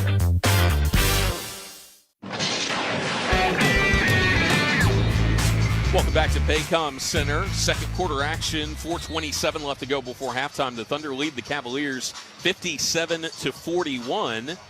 You might be surprised by that score, but the Thunder have led this game by as many as 26 already. Cleveland with an insta-burst there, 8-0 in 47 seconds after that last Kenny Atkinson timeout. And now the Thunder are looking for answers defensively here in the second quarter when they can't force turnovers. We're going to have Isaiah Joe, Aaron Wiggins, Cason Wallace, Shai Gilgeous-Alexander, and Jalen Williams out there. And for the Cavaliers, LeVert, Wade, Jerome, Garland, who has turned things up, and Isaac Okoro. Gilgeous-Alexander gets it back from Cason Wallace, top of the key, now drives right, crosses over on Jerome, and draws contact, pulls up from 15, makes it, and one. I mean, and not to go back into it, but I mean, that's the same call they called on the floor earlier. This one just happened to go in. Ty Jerome looked at the referee, J.B. Barossa, and wanted it on the floor, but SGA was able to finish that one. That's a big response right there after that 8-0 run. That's where SGA is so elite. It's his ability to answer in those situations, Gideon. Free throw is up and good. Shai is 3 of 3 from the stripe. He's 7 of 11 from the field. He's got 18 to lead all scorers so far here in the early going.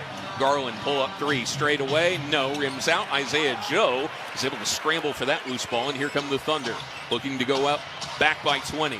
Gilgeous-Alexander pull up from 10, right side of the lane, and he got it. And SGA's feeling it. Sometimes he does that thing where he hunches over and claps his hands, and that's what he did after he made that one. 62-41 OKC. Jerome crosses over Gilgeous-Alexander into the lane, lost it momentarily, needs help, finds it from Okoro, and he's fouled going up. Yeah, that was a great find out of trouble right there by Ty Jerome. Was able to find Okoro, bumped into SGA, and SGA just kind of got caught reaching in right there. But again, huge response there by SGA to come back after that 8-0 run, 5 quick points himself, and to just kind of calm down this Cleveland burst. Evan Mobley and Donovan Mitchell are set to check in after this first free throw, which is good for Okoro. And J-Dub, Jalen Williams, will check in for Jay Will, who sits down. I was starting to wonder if Mitchell had gone back to the locker room. We hadn't seen him in a long time. He played, I think, the whole first quarter, and I think this is his first time back in since then. But, he got off to such a slow start, and maybe there was some sort of, Kenny Atkinson liked some of the lineups that he had in there without him. But obviously Garland's got it going, and Mitchell can do the same thing real quick. Both free throws are good for Isaac Okoro, and the Thunder, their lead has shrunk back to 19. Wallace, a screen for Gilgeous-Alexander, working against Donovan Mitchell. A fade away from 22. How did that go in? I mean, he hit that one right in Donovan Mitchell's face, and SGA looks back over to the Cavs bench after that one, too.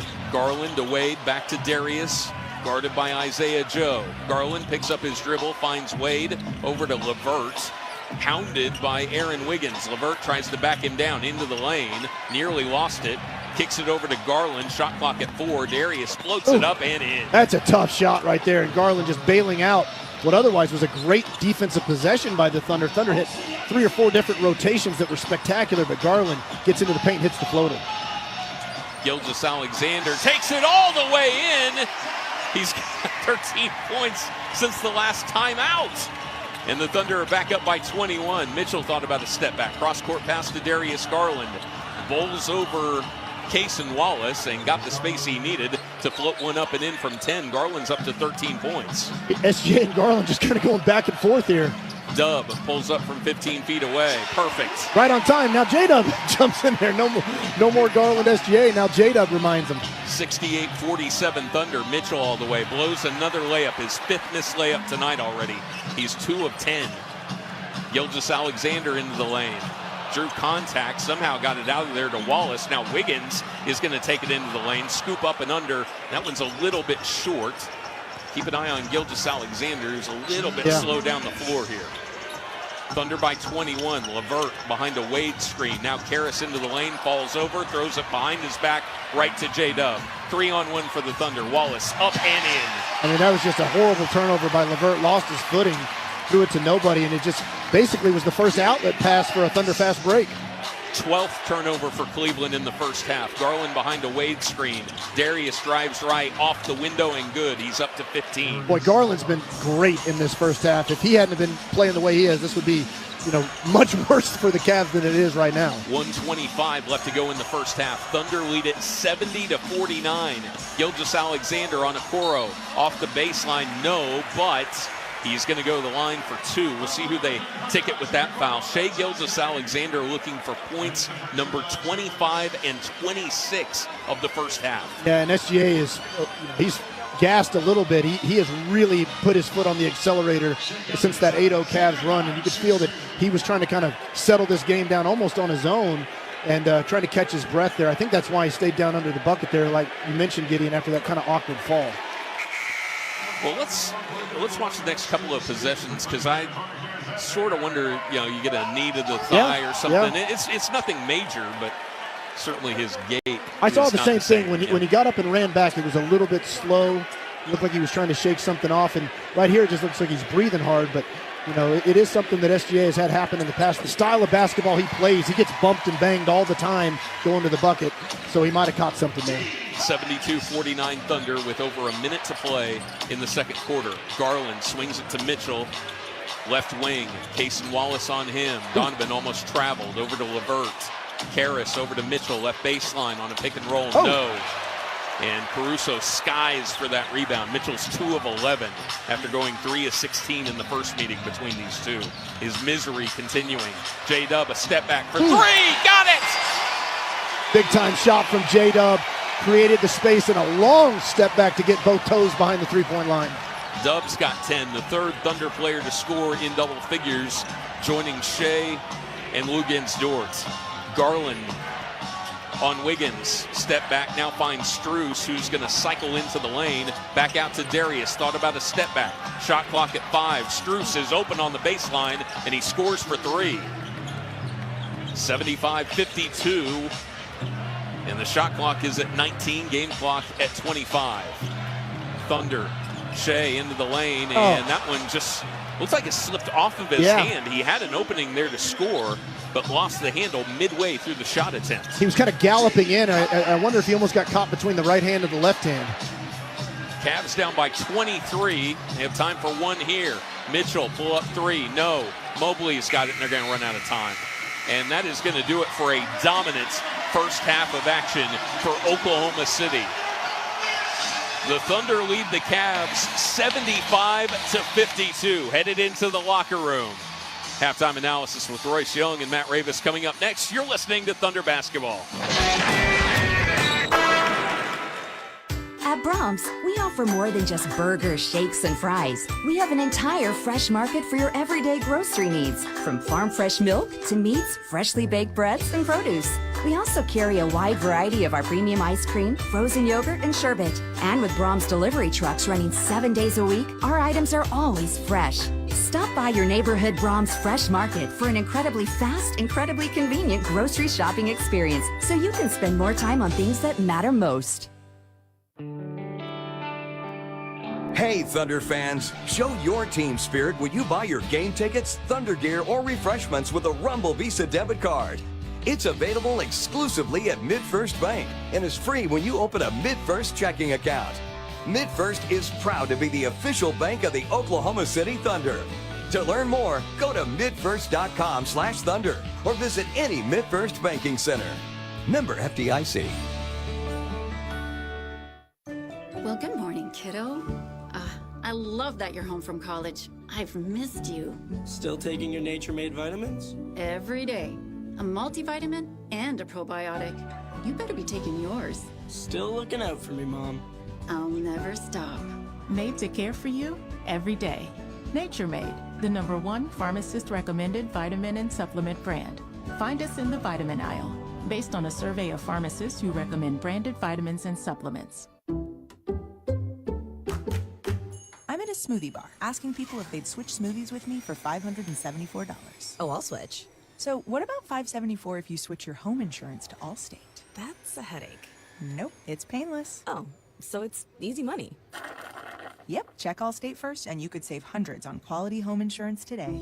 You're in good hands with Allstate. Not available in every state. Based on the national average annual savings for new home insurance customers surveyed in 2023 who switched to Allstate and reported savings. Savings vary. This copyrighted broadcast of the National Basketball Association may not be retransmitted, reproduced, rebroadcast, or otherwise distributed or used in any form without the express written consent of the NBA. This is the Oklahoma City Thunder halftime show with Gideon Hamilton and Matt Ravis. Now on the Oklahoma City Thunder Radio Network.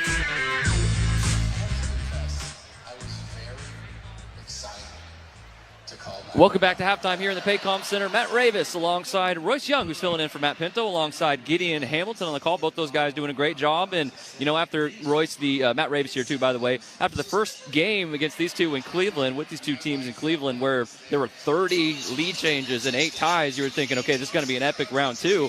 And it has been, just not nearly as competitive. Oklahoma City 75-49. A three-pointer by Max Strus was actually stricken from the record, as it were. 75-49. What went right for the Thunder in the first half? I mean, a lot of it is the turnovers. And, you know, coming into this game, Matt, with Isaiah Hartenstein out, a lot of people are looking at the Cavs' super big lineup with Mobley and Allen and the advantages that they're going to have. And we saw that early with the 5 early offensive rebounds and the way the Cavs kind of built a small early lead. But the Thunder's advantages on the other side of that was going to be with their speed and scrappiness and their ability to kind of counterbalance that by forcing turnovers. And so that was what they were going to have to do. And that's what they did throughout that first half, and really turned the defense into offense in a number of different ways, but also the shot making. Cleveland was in a zone for a lot of it, and the Thunder just pummeled that zone from the perimeter. Do you think that they recognized that zone for the last game? The Cavaliers went to that at times. It worked for them late in that game, but it appeared like the Thunder made easy work of it here in that first game. It's one of those things, I think, where, you know, a lot of people look at adjustments in the NBA and you want to be looking for something big and obvious, but sometimes the adjustment is a lot more subtle. And, you know, the Thunder, having seen those pictures against the Cavs in that first meeting, it seems like they're a lot more decisive on their drives and then finding the shooters on the opposite side. And then, obviously, part of it is just the ball's going in the basket, and that can make those adjustments look pretty sharp and good when you're paying off the open shot that you're creating. No, that's a good point. Thunder shooting 61% certainly paid off for them from the field. Almost 60% from 3, 11 of 19 for the Thunder in the first half, and they were able to force, like you mentioned, 22 points off of turnovers, off of 12 Cleveland turnovers. Cleveland in that half shot 44%, 33% from beyond the arc. And really, if your name wasn't Darius Garland, you were struggling it from the field. That's a great point. I mean, Darius Garland was great in that first half. And, you know, I think he almost kind of sensed it himself and really hit the gas and to try to spark some Cleveland offense. But Donovan Mitchell, once again, has not been very good. And it hasn't just been Lou Dort. It's been a number of different Thunder defenders on him. But also Donovan Mitchell just straight up smoked some layups that I think he otherwise should have made. And so that is one of those areas. I'm sure Coach Marcus in the locker room, you've got to feel great about the way you executed in this first half, the shots you made, holding Cleveland to 49 points. Their previous low for the season was 45 in the first half. This is the number 1 offense in the NBA, by the way. But at the same time, there is some fool's gold, I think, that where Cleveland missed some shots, but also on the interior didn't finish to what I'm sure that they're talking about in their locker room that they felt like they should have. Yeah, absolutely. By the way, 77, if I remember right, was the first half high for Thunder points in a game this year against New Orleans, I believe it was. So 75 points, you almost got there against Cleveland. So definitely a good first half there. Minus Isaiah Hartenstein, too, as well. We need to throw that in there. What have you seen different from the first game in that respect without iHeart out there? Well, I mean, again, Hartenstein is such a great rebounder and a great floor connector on the offensive end. But I think that what we've seen from the Thunder in this first half is a little bit of what we've seen from them over the last 3-4 years when they were kind of cast into some of these small ball units where Kenrich Williams started for a number of games. We saw it for 6 games even this year right after Chet Holmgren's injury where J-Dub was the starting center. Yeah. So that's kind of a muscle that has been built for this team, that they understand how to play small and what it takes. What we're seeing a lot of it is the aggressiveness on the ball handlers, the pickup points. The Thunder are not letting the Cavs get comfortable whatsoever. They're forcing their ball handlers to dribble into traffic. The catches are tough. They're scrapping at every catch, and so they're just playing with a ton of energy and effort, and it's really frustrating the Cavaliers' offense. Yeah, that's one of those things you're talking about, too. You like to think it's some big X's and O's tactical thing. Just play hard. Just playing harder. Yeah, and on the other side, it feels like Cleveland is giving a lot of room to Oklahoma City ball handlers. They haven't been very good at the point of attack. I don't know if the Thunder can continue to exploit that. I know Kenny Atkinson's probably screaming about that right now in the halftime locker room, but yeah, it felt like the Thunder had a lot of space to operate. Yeah, I think it's a great call, and again, I think that some of that's a product of the zone that they like to play because, look, the Thunder are a great paint-scoring team. The Thunder are one of the best in the league at getting in the paint. They've led the NBA in drives for basically the last 5 years running, and so that zone is designed to try to force the Thunder to stay away from the paint. But instead, it's just they're getting downhill and they're forcing the collapses and then kicking out. So I don't know if that means a defensive adjustment in the second half for Kenny Atkinson, or maybe the Cavs are going to play a little bit more aggressively on the ball. But when you do that, you're obviously going to make concessions to the other side and maybe allow very talented scorers like SGA and J-Dub to have a little bit more isolation in front of them. Well, last thing here for you, Royce. Matt Ravis, Royce Young here at halftime in the Paycom Center where the Thunder have a big lead. It got up to 26 points in that first half. A team like Cleveland isn't going to go away quiet. They did have a little microburst there. It was an 8-0 run in like a 47-second span. But to the Thunder's credit, they were able to punch back. If or when that Cleveland run comes in the second half, I don't know if it's going to be enough to overcome this lead, but what's going to be important for the Thunder when Cleveland punches back? Well, I think, if you're in the Thunder locker room, you're expecting that run. And, this is the NBA, and points can come quickly from the three-point line, especially with a guy like Darius Garland or even Donovan Mitchell, who, again, is 2 of 12 in that first half, really struggled. But he's somebody that can definitely pick it up. So Garland and Mitchell, you have to worry about them. Max Strus is somebody from the three-point line that you have to worry about to some degree. But this is where a guy like SGA does give you a little bit of comfort because you mentioned that 8-0 burst. It was answered pretty much directly by SGA. And, that answer after the Cavs got it down to 16, him answering that, I think, was really one of the more important parts of this first half. Completely agree. Shea up to 26. Dub had some big buckets in that run as well. Lou Dort has found some offensive confidence. Lou had 3 3-pointers made in that first half, but he's letting it fly, Roy. So we'll let you go. We'll turn you loose here. Great job on the call here. We'll be listening in the second half. Royce Young alongside Gideon Hamilton. The Thunder lead 75-49 over the visiting Cleveland Cavaliers in the rematch. We will come back. We'll read you a couple more stats from this game, and then we'll take a journey around the association, let you know what's going on with the other teams in the NBA. That is when we return here on the Thunder Radio Network. This is Thunder Basketball. At OG&E, for you to seize your day, it's up to us to keep your power on. That's why we're building a smarter grid that stops outages before they happen. In 2023 alone, these automated restorations saved more than 6.2 million customer minutes of interruption. But energy is about more than electricity. That's why, with our partners, we've provided $100 million in customer bill assistance since 2021. Because at OG&E, we energize life.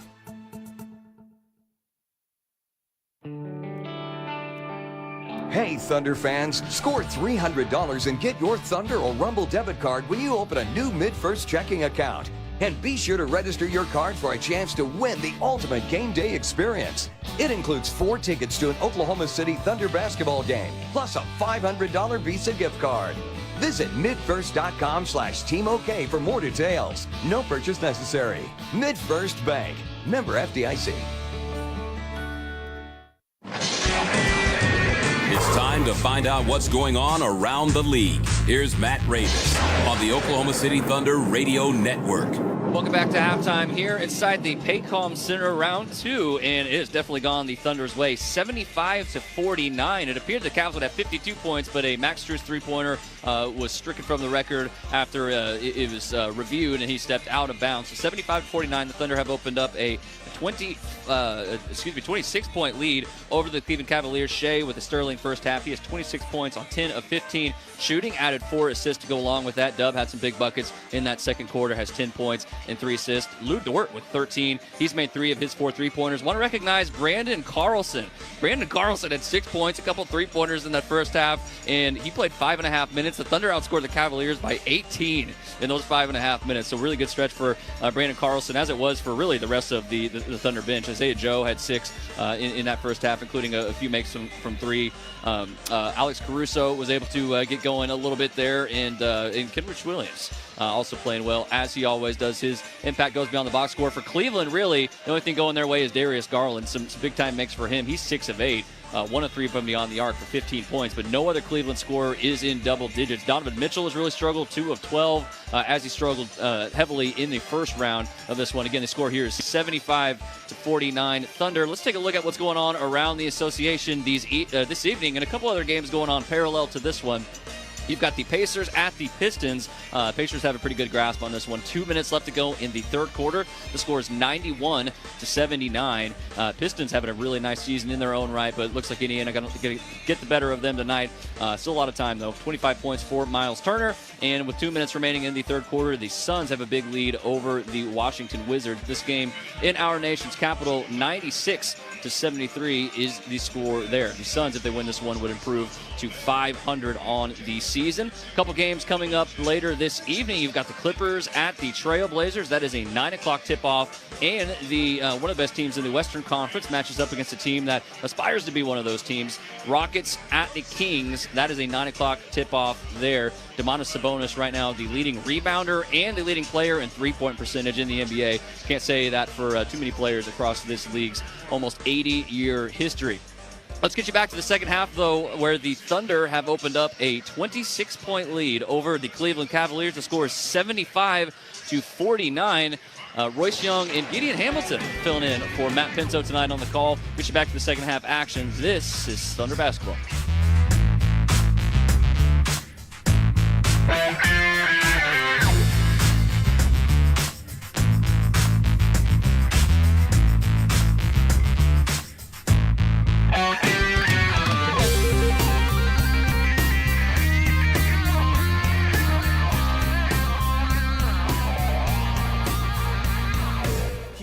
Official automotive partner of the NBA. And we think about basketball a lot. The plays, the swagger, the glory, the games, and how we can elevate our own game with capability that takes us to another level and ground clearance that propels us even higher. The 3-row 2025 Kia Telluride X-Line all-wheel drive. Kia, proud partner of the Oklahoma City Thunder. Call 800-333-4KIA for details. Always drive safely. Limited inventory available. With Mazio's Mix and Maz, it's easy to get the things you love for the price you like. Choose from medium one-topping pizzas, 8-piece boneless chicken wings, loaded cheese dippers, fresh chef salad, and the delicious brookie dessert. Pay just $7.99 each when you buy 2 or more. Pizza, chicken wings, salad, cheese dippers, and dessert. Mix and Maz your way to your favorite flavor combo today. Just $7.99 each at participating locations and for a limited time only. Order now at Mazios.com. Devon Energy and the Oklahoma City Thunder have launched Devon Sports Lab, a STEM-based program designed to help students improve their game and become excited about STEM through the science behind basketball drills. Our goal is for students to discover how to improve their athletic performance with a better understanding of fundamental science and math concepts. If you have a student in elementary or middle school, visit www.okcthunder.com/sportslab to learn more.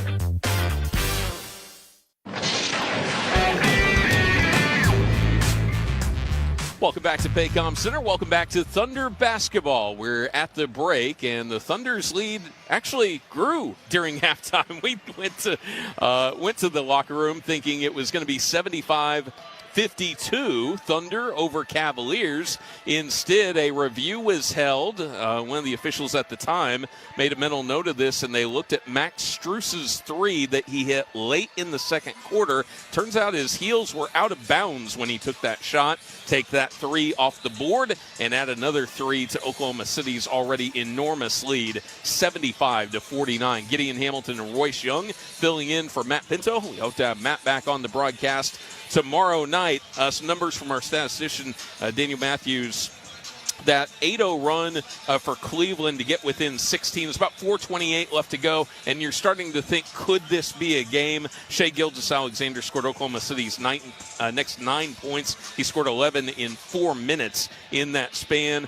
Royce, you talked about Cleveland's offensive rebounding prowess in this one. Cleveland had 5 offensive rebounds in the first 4.5 minutes of this game. They had 2 in the next 19.5 minutes of this one, and both teams shot the ball extremely well, and that's one of the things that we've lost here in this game because the immense point-off turnover lead in this game, but Oklahoma City was incredible offensively in the second quarter, 16-23 shooting. That's 70% from the field, 5 of 9 from 3, and also perfect from the charity stripe. Yeah, and, again, the Thunder from the three-point line, it's obviously the three-point line is an incredible neutralizer in so many different ways when you're gonna give it some disadvantages in other areas, but the Thunder are shooting 11 of 19. That's an unbelievable number there. And for OKC to walk out of that first half having taken 4 more shots than the Cavs, I keep talking about that possession battle number. Well, it's important, but it becomes less important if you're just going to shoot as well as the Thunder have, which is to make almost 61% of your shots. Thunder 11 of 19 from 3 in the first half. 8 days ago against the Cavaliers, they were 11 of 31 for the entire game. They've already matched their make totals here. Shai Gilgeous-Alexander with 26 points. That is a season high for scoring in a first half for him. Lugens Dort with 13. J-Dub with 10. Those are the 3 Thunder players that have scored in double figures. But, Royce, I thought their bench made a terrific impact in the first half. Yeah, again, Brandon Carlson with the kind of unexpected minutes, knocking down 2 threes, but also just his general activity. He played hard, fought on the glass, contested at the rim pretty well. And, again, that's always been a strength of the Thunder, but that's also something the Cavs really pride themselves on as well as their depth. So as we start this third quarter, I think these first few minutes, Captain Obvious statement here, but I do think these first few minutes are going to be important for both teams. Starters for OKC, and that includes Jalen Williams, and he is going to grab an offensive rebound to start things off. Lou Dort for 3, hit it. Well, good start. Good start right there, and that comes off an offensive rebound. J-Dub missed his layup, and J-Will was able to track it down. Thunder pick up right where they left off. They are now 12 of 20 from three-point distance. One of their best three-point shooting games the entire season. And Cleveland is down by 29. Mitchell plows into Dort. Lou goes flying, and Donovan Mitchell lets fly a 15-footer that goes in this time. Yeah, I think Lou tried to kind of oversell that one a little bit. There was contact, but Lou was trying to pick one up on him. J-Will wide open for 3, left wing, rims out. Rebound pulled in by Darius Garland, and here come the Cavaliers. 78-51 Thunder with 11 minutes left to play in the third. And Donovan Mitchell got bottled up. Cason Wallace is going to come out of there with the basketball. That is turnover number 13 for Cleveland, and more points up as J-Dub throws it down on the other end. A great activity inside from the Thunder there. Cason Wallace just ripped that ball away from Evan Mobley. And that's our Boomerang Diner boom of the game. Tonight's Boomerang Diner boom of the game. Jared Allen finishes on the other end to get Cleveland back within 27. Jared Allen tonight, quiet recently. He's 4 of 4 shooting. He's got 8 points and 7 rebounds as Shai Gilgeous-Alexander is able to score through contact off the window. Shai's up to 28. Back and forth action here. Mitchell up, under, and he's fouled by either Cason Wallace or J-Will. Yeah, Thunder didn't do a great job there of getting back after SGA's finish, but again, one of the things to think about as this third quarter kind of progresses, the Thunders have shot the ball remarkably well. Well, shooting is volatile, and sometimes it can go the other way on you, and the Cavs can also flip their poor shooting the other way. So, it's one of those things where you can't just expect to keep shooting the lights out, and so you got to do other things like get back in transition and not allow an easy foul and free throws here for Donovan Mitchell. First free throw is good for Mitchell, and many of you will remember his struggles in the previous game against Oklahoma City. He was 3 of 16 in that game. He is 3 of 14 tonight So 6 of 30 over the course of the 2 games. Second free throw is up. It will rattle out. And Jay Will is able to corral the rebound. Thunder look to go up by 30 on this possession. Jay Will. Dean Wade trying to give chase to Shai Gilgeous-Alexander. Shai kicks out, open Lou Dort for 3. Got it. Lou feel that one. It looks like the Cavs are almost playing a box and one here, Gideon. It looks like Dean Wade is on SGA, and then the other 4 players are in the zone. Dort 5 of 6 from 3 by himself. Mobley up and under with the layup. Couldn't get it to go. Nice hustle from Dort into Wallace. 2-on-1 on the other end, and Shai Gilgeous-Alexander is going to throw it down. The Thunder lead by 33 in the third quarter over the Cavaliers. Shai's up to 30. The Thunder are having fun. You're listening to Thunder Basketball. KWPN, more WWLS, The Village, Oklahoma City, proudly serving the great state of Oklahoma. A Cumulus media station. With Mazzio's Mix and Maz, it's easy to get the things you love for the price you like. Choose from medium 1-topping pizzas, 8-piece boneless chicken wings, loaded cheese dippers, fresh chef salad, and the delicious brookie dessert. Pay just $7.99 each when you buy 2 or more. Pizza, chicken wings, salad, cheese dippers, and dessert. Mix and Maz your way to your favorite flavor combo today. Just $7.99 each at participating locations and for a limited time only. Order now at Mazzios.com. At OG&E, we believe everyone deserves reliable, affordable power. That's why we offer programs and discounts for seniors. And no matter your age, if you can't pay your bill, we're here for you with payment plans for qualified customers. Plus, valuable home efficiency upgrades. So let's make your power work for you. Find out what you qualify for at OGE.com/assistance. That's OGE.com/assistance. OG&E, we energize life. Taco Bueno is the official taco of the Oklahoma City Thunder. Get ready to spice up your day with the flavored packed goodness of Taco Bueno. From crispy beef tacos to queso smothered chiladas, Taco Bueno has been serving up the tastiest Tex-Mex since 1967. Our house-made flavors will leave your taste buds cheering. And for the best of Bueno, don't miss out on the whole lot of platter, packed with a whole lot of flavor. Head to your nearest Taco Bueno location today. Taco Bueno is the official taco of the Oklahoma City Thunder. Kia is the official automotive partner of the NBA. And we think about basketball a lot. The plays, the swagger, the glory, the game. And how we can elevate our own game with capability that takes us to another level. And ground clearance that propels us even higher. The 3-row 2025 Kia Telluride X-Line all-wheel drive. Kia, proud partner of the Oklahoma City Thunder. Call 800-333-4KIA for details. Always drive safely. Limited inventory available.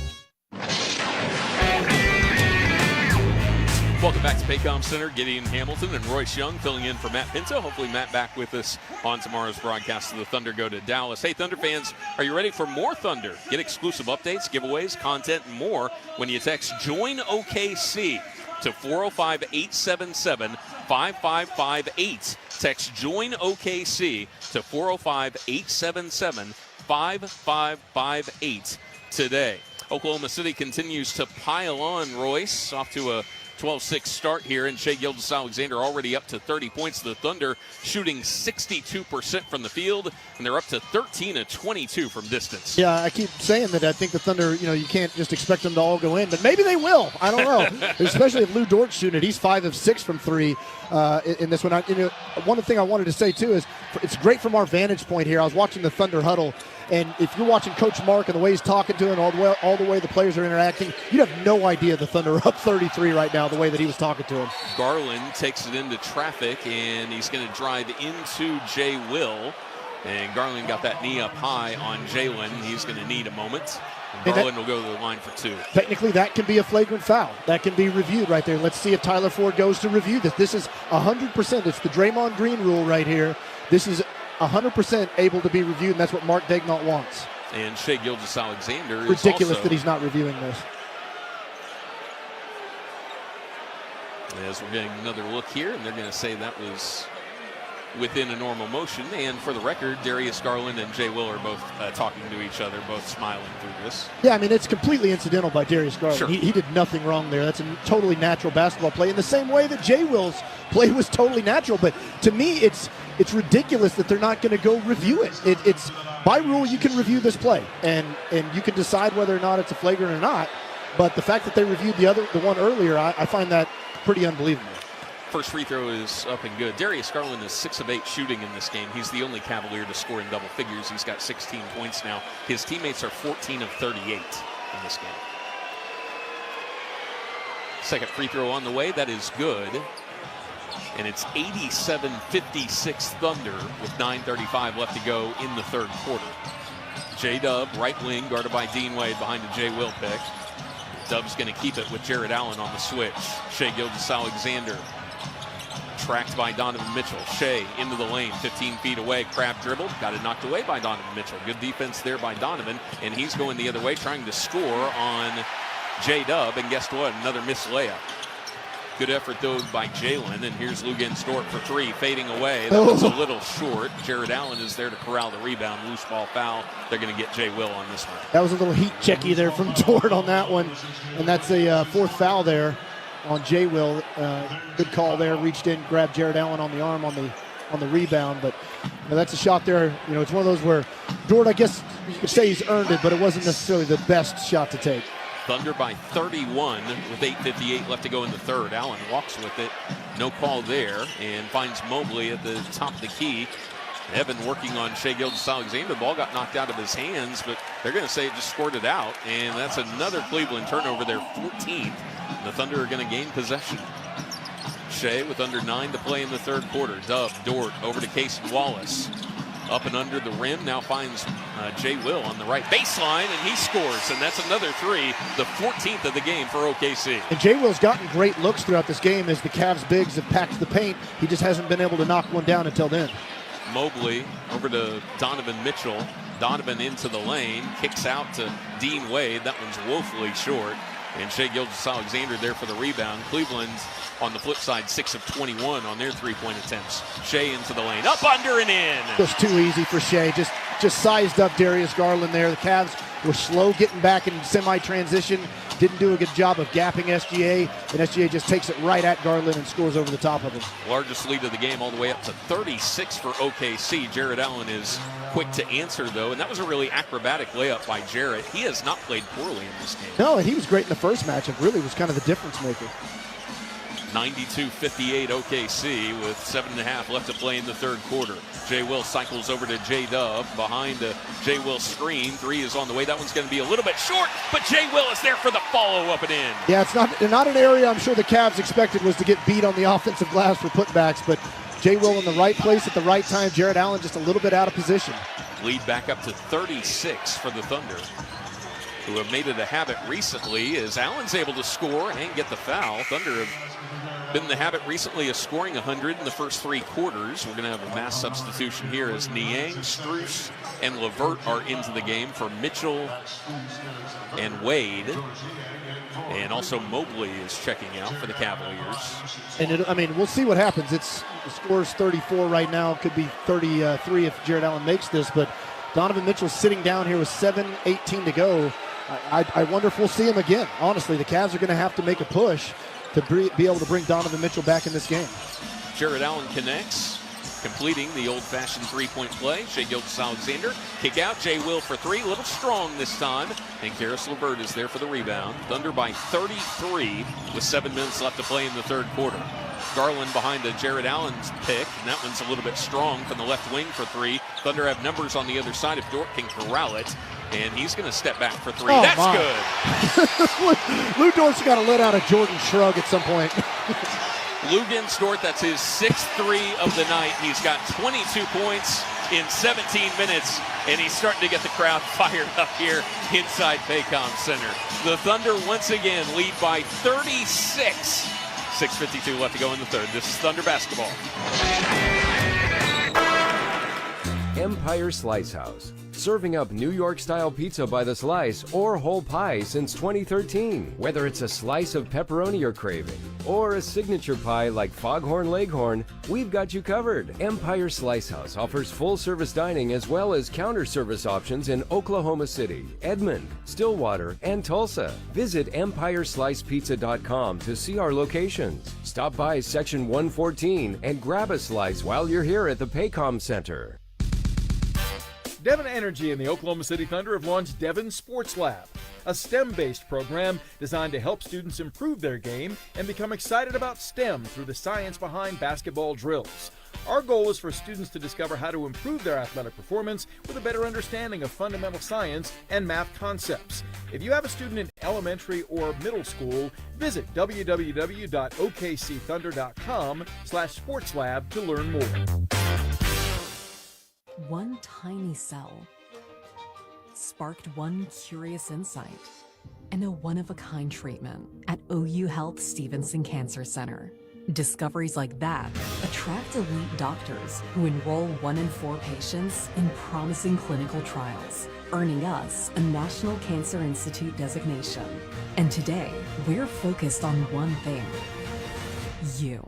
OU Health Stevenson Cancer Center, because there's only one you. Taco Bueno is the official taco of the Oklahoma City Thunder. Get ready to spice up your day with the flavored packed goodness of Taco Bueno. From crispy beef tacos to queso smothered chiladas, Taco Bueno has been serving up the tastiest Tex-Mex since 1967. Our house-made flavors will leave your taste buds cheering. And for the best of Bueno, don't miss out on the whole lotta platter, packed with a whole lot of flavor. Head to your nearest Taco Bueno location today. Taco Bueno is the official taco of the Oklahoma City Thunder. Welcome back to Paycom Center. Gideon Hamilton, Royce Young filling in for Matt Pinto tonight. Hey, give back to the community and win. The Thunder 50-50 raffle is live. Get your raffle tickets for a shot at 50% of the pot, with the remaining 50% going to the Thunder Community Foundation. Go to okcthunder.com/raffle. You know, the previous game between these two teams, Royce, the Thunder talked about, hey, there's some elevation to this game. They're human enough to recognize that, but every game is just a learning experience for them. And you heard several of the players say, hey, we learned some things from tonight. Now, there are a lot of things tonight that are kind of coinciding in like a perfect game situation, but you can tell that there were some things that they recognized on film after the completion of that game that they're implementing in tonight's game. Yeah, I think a lot of it is what Matt Ravis was talking about at halftime, of just kind of identifying ways to crack that Cleveland zone. They're a team that plays as much zone as anybody else in the NBA, and they do it with their incredible size that they have, that they're able to really kind of shore up the inside. But the Thunder have broke it down really quite easily, and then, of course, paid it off by shooting fantastically. And here's another turnover. This is number 15 of the game, as Dean Wade anticipated a backdoor cut from Darius Garland, and Darius did not move. Gilgeous-Alexander with it, guarded by Strus. Step back three on the way. No, a little bit short. LeVert there for the rebound. One of the few misses tonight for Shea, who's now 13 of 19 from the field. Darius Garland into the paint, kicks out. Strus wide open for three on the baseline, too strong. And the rebound is hauled in by J-Dub, but then Dean Wade knocked it off of Dub's hand out of bounds. And that's unfortunate. Mark Degmal doesn't have his challenge anymore. That's when he might have been able to challenge. It looked like Dub got his arm hit, which is what caused the ball to go out. I don't know. Dean Wade might have got a lot of ball there. Garland to inbound. Thunder lead at 97-61. And we've got a kick ball on the Thunder here. 6:16 left to go in the third quarter. Even with that last Shea Gilgeous-Alexander miss, Oklahoma City is still shooting over 60% from the field in this one. After Shea went 12 of 15 against the Sixers the other night, he's 13 of 19. He went 15 of 21 against the Knicks, and there's an easy baseline out of bounds bucket there for Karis LeVert. Nice find underneath LeVert. That is his first made field goal of this game. And the lead shrinks to 34. Gilgeous-Alexander behind a double team. Somebody's open. J-Dub is going to skirt across the baseline. He's deterred there by Max Strus. Now circles back out, goes in, and is able to get it to go. What a tough finish, and one for J-Dub. Just an incredibly acrobatic play from J-Dub right there. Takes the contact in his own. And he's hot. J-Dub's, to watch himself here, he's up in JT Orr's ear talking to him about that. I'm not exactly sure what he's mad about. He just got an and one, but tough finish there for J-Dub. I think it's something that a Cavs player may have said, and he's not happy about it.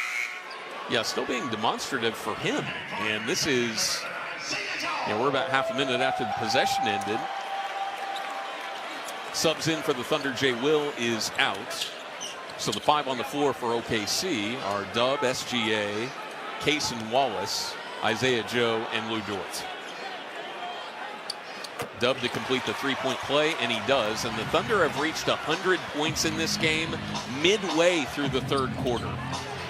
And this marks their biggest lead at 37 points. Wade, guarded by Case and Wallace. Niang is going to spin to the basket. Looked like he got fouled and was able to finish through contact on Isaiah Joe.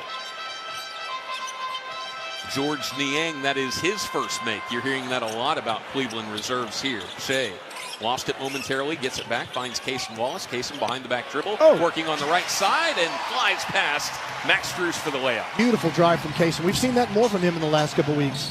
Darius Garland, this is going to be a blocking foul on Isaiah Joe, as Darius driving into the paint with intent. And is this going to be a shooting foul? That's going to be free throws. I think the Thunder are out of fouls anyway. Yeah, they've reached the bonus here midway through the third quarter. Thunder have been aggressive in this game, and it really hasn't mattered. They've been outshot at the free throw line by 3 and have gotten into the bonus relatively early in the last 2 quarters. And Cleveland really hasn't taken too much of advantage of that. Darius Garland makes the free throw. At the last break, Garland and Allen had shot 12 of 14 in this game, 86%. The rest of the team, 10 of 37, 27%. Yeah, and again, I mean, a lot of that is at the forefront of it is Donovan Mitchell, just 3 of 15 shooting after he went 3 of 16 in that first meeting. Is that torture chamber stuff, or is he just missing a lot of shots? I think he's missing a lot of shots he should make, but I mean, I do think some of it has to do with Dort disrupting his rhythm. Shea into the lane, splits 3 defenders and scores. I mean, that one's not one you should normally make. That's just an outrageous layup from SGA. Just an incredible player. Garland driving kick. Niang left wing. Now George is going to drive on J-Dub. Tough finish off the glass, and it's too strong. Wallace with the rebound. 3-on-3 on the other end. Shea pulls up for 3, and that's too strong. Niang with the rebound. Here come the Cavs on the run. 2-on-1. Garland pulls up. That one's, I think, might have been goaltended. Dub looks confused on it. It was a late whistle. Did he get ball? And we're going to have another look at it. And I don't know. I mean, Dub slapped the backboard, but you're allowed to do that. Looks like it hits the window right before Dub gets a fingertip on it. Tough to tell on it. Really, really close call. 104-68. Thunder lead the Cavaliers. Dort, can he do it again? 3 on the way. No. A lot of these have been wide open looks. They're not challenging Lou, and here's a reach-in foul by the Thunder. Don't want to see that happen 55 feet away from the basket. Yeah, that's not the kind of foul. You know, you want to be hyper-aggressive. That's the Thunder. That's part of their identity is to scrap for everything. But time and place, like you said, Gideon, 55 feet from the bucket, reaching in and give Cavs free throws here. Karis LeVert will be the beneficiary of the free throws for Cleveland, as they trail by 36. Could have never imagined this, but this goes back to a discussion that we were having. Again, a lot of things have added to the recipe of this that are unnatural within most NBA games. But defensively, I just, Kenny Atkinson can't be too happy with the last few games for them. And you're going to have stretches like that throughout the season. You talked about it, leading into this game. Like I said in the pregame, you were spot on with it, Gideon, is that they've slipped a little bit post-Thunder game. And again, some of it's the volatility, but you give NBA players the ability to get in full rhythm, you're going to get results like this. And the Thunder got in rhythm early in this game, and they're making the Cavs pay. Shea Gilgeous-Alexander into the lane again. Off of contact. Are you kidding me? Just unbelievable. How in the world did that go in? Shea's up to 36 in this game, and that one was the most impossible of them all. LeVert's going to be fouled on the other end. So he drove into the middle of the zone. There were 3 defenders that converged on him, but there was one on ball that he basically powered that one up and off the heel of the rim it fell in. I mean, he has to make so many shots that the opposing team is just sitting there saying, are you kidding me? We played good defense. We did things right. And this guy is able to just somehow force the ball into the basket. LeVert with the free throw miss. Cleveland 14 of 17 from the line tonight. Thunder a perfect 9 of 9, and this one almost hit the front of the net. It was so short. Yeah. And the lead remains at 36 for the Thunder. 3:58 left to go in the third. Dub working the dribble. Now drives right and drives right to the rim. It's just too easy. I mean, he just sized up Ty Jerome and just completely toasted him off the dribble. LeVert hounded by Aaron Wiggins. Here's a nice find underneath from Jerome to Niang, who hit the underside of the rim. Thunder can go up by 40 this time down the floor. Shea crosses over, block, pull up from 12. Oh. Got it! I mean, it's just so beautiful. I mean, it's some of the most attractive basketball you're going to see a guy play.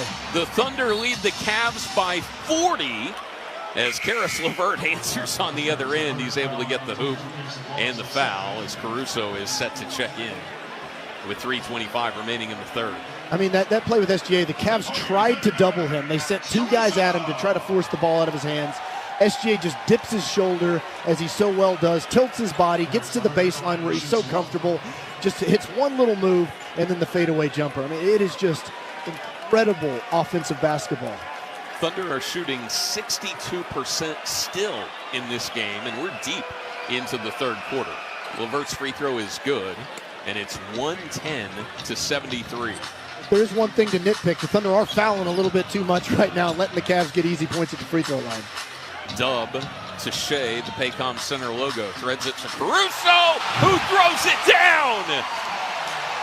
Alex Caruso with the dunk. He took off outside of the restricted area and got it to go. Wade to Jerome. Caruso on him. Jerome dribbled it off his knee. Stolen by Caruso. Turnover number 16 already. Shea for three. Don't tell me that one's off the rim and off the top of the backboard. He had to think that one was in, too. It was right on line and just hit the absolute heel of the iron. It looked like it was good from my angle. Shea has 38. Numbers have been trending up for him lately in some of these games. He continues to shoot the ball very, very well. Jerome to Wade at the Thunder logo at midcourt. LeVert. Shot clock is at 8. Jerome baseline, drives in, kicks. Wade, here's Strus for three, and that one is up and short. But that was a good possession by the Cavs. Again, that's one where you're getting a little bit lucky. That was good ball movement and a good look for Strus. Strus is 1 of 4 in this game, all from three. Gilgeous-Alexander, drive, kick, dub to the elbow. Caruso, extra pass. Joe is wide open, and he got it! And I mean, just the absolute opposite. The Thunder, great ball movement, but they pay it off with the three going in. Story of the game. The Thunder are 16 of 32 from three. Niang into contact, count it, and one on Isaiah Joe. And that was bang bang. That was a close one. Isaiah Joe is looking at JT Orr like he feels like it should have been a charge. It was really close. And prior to that basket by Niang, the Thunder had gone up by 42 on the Cavaliers. Thunder have 26 points off turnovers tonight to just 7 for Cleveland. I mean, now, no Garland in, no Mobley, no Allen, and I highly doubt we're going to see those guys again. Oh, there's no reason to. I would fault Kenny Atkinson. And I mean, again, that didn't expect to see that 2 minutes to go and not talking about those guys coming back in. Dub over to Joe. Isaiah for three, a little bit strong this time. Aaron Wiggins there with the offensive rebound. Kicks out to Shea. SGA in the lane, steps through and scores. And that's 4-0 for Shea Gilgeous-Alexander. Again, the balance just landing on that left foot. It's just unbelievable, his skill. LeVert, and that's a 5-foot floater just outside the restricted area that goes in. 117-78 Thunder with 1:30 to play in the third. SGA behind the Caruso pick. Now finds Alex as they have numbers out of there. Dub for three. That one rims out. And it's rebounded by Max Strus. Ahead to Jerome into the front court. Just over a minute to play in the third quarter. One that has been outstanding for the Thunder. A three-pointer on the way for Dean Wade. It's good. This is the second quarter in a row where the Thunder have scored 40-plus. Yeah, and, honestly, I know it's not easy, but the Thunder are making offense look easy. They've just got the Cavs' heads turning every which way. SGA hits Isaiah Joe, open three. That's online, but a little bit strong. And Niang brings in the rebound under a minute to go here in the third. Jerome guarded by SGA on the wing. And this is the final moments you would have to figure for most of the Thunder's prime contributors. Jerome, Levert, top of the key. Shot clock is at 6. He's got to move here, complaining to his teammates, and now just throws it right into the midst of Caruso. SGA going the other way. Shea takes it up, drives through contact, and nothing is called as that one's a little bit strong. Niang, Strus, Jerome, skip pass, Niang for 3, and that's online and no good. The Cavaliers are 7 of 26 from 3. 10 seconds left to go. One more heave here for the Thunder. Shai Gilgeous-Alexander has it. Skip past J-Dub into the lane. Dub fadeaway up and in. What a way to end an incredible third quarter of basketball for the Thunder. One that saw their lead climb up to 42. They lead by 38 going into the fourth against the Cleveland Cavaliers. You're listening to Thunder Basketball.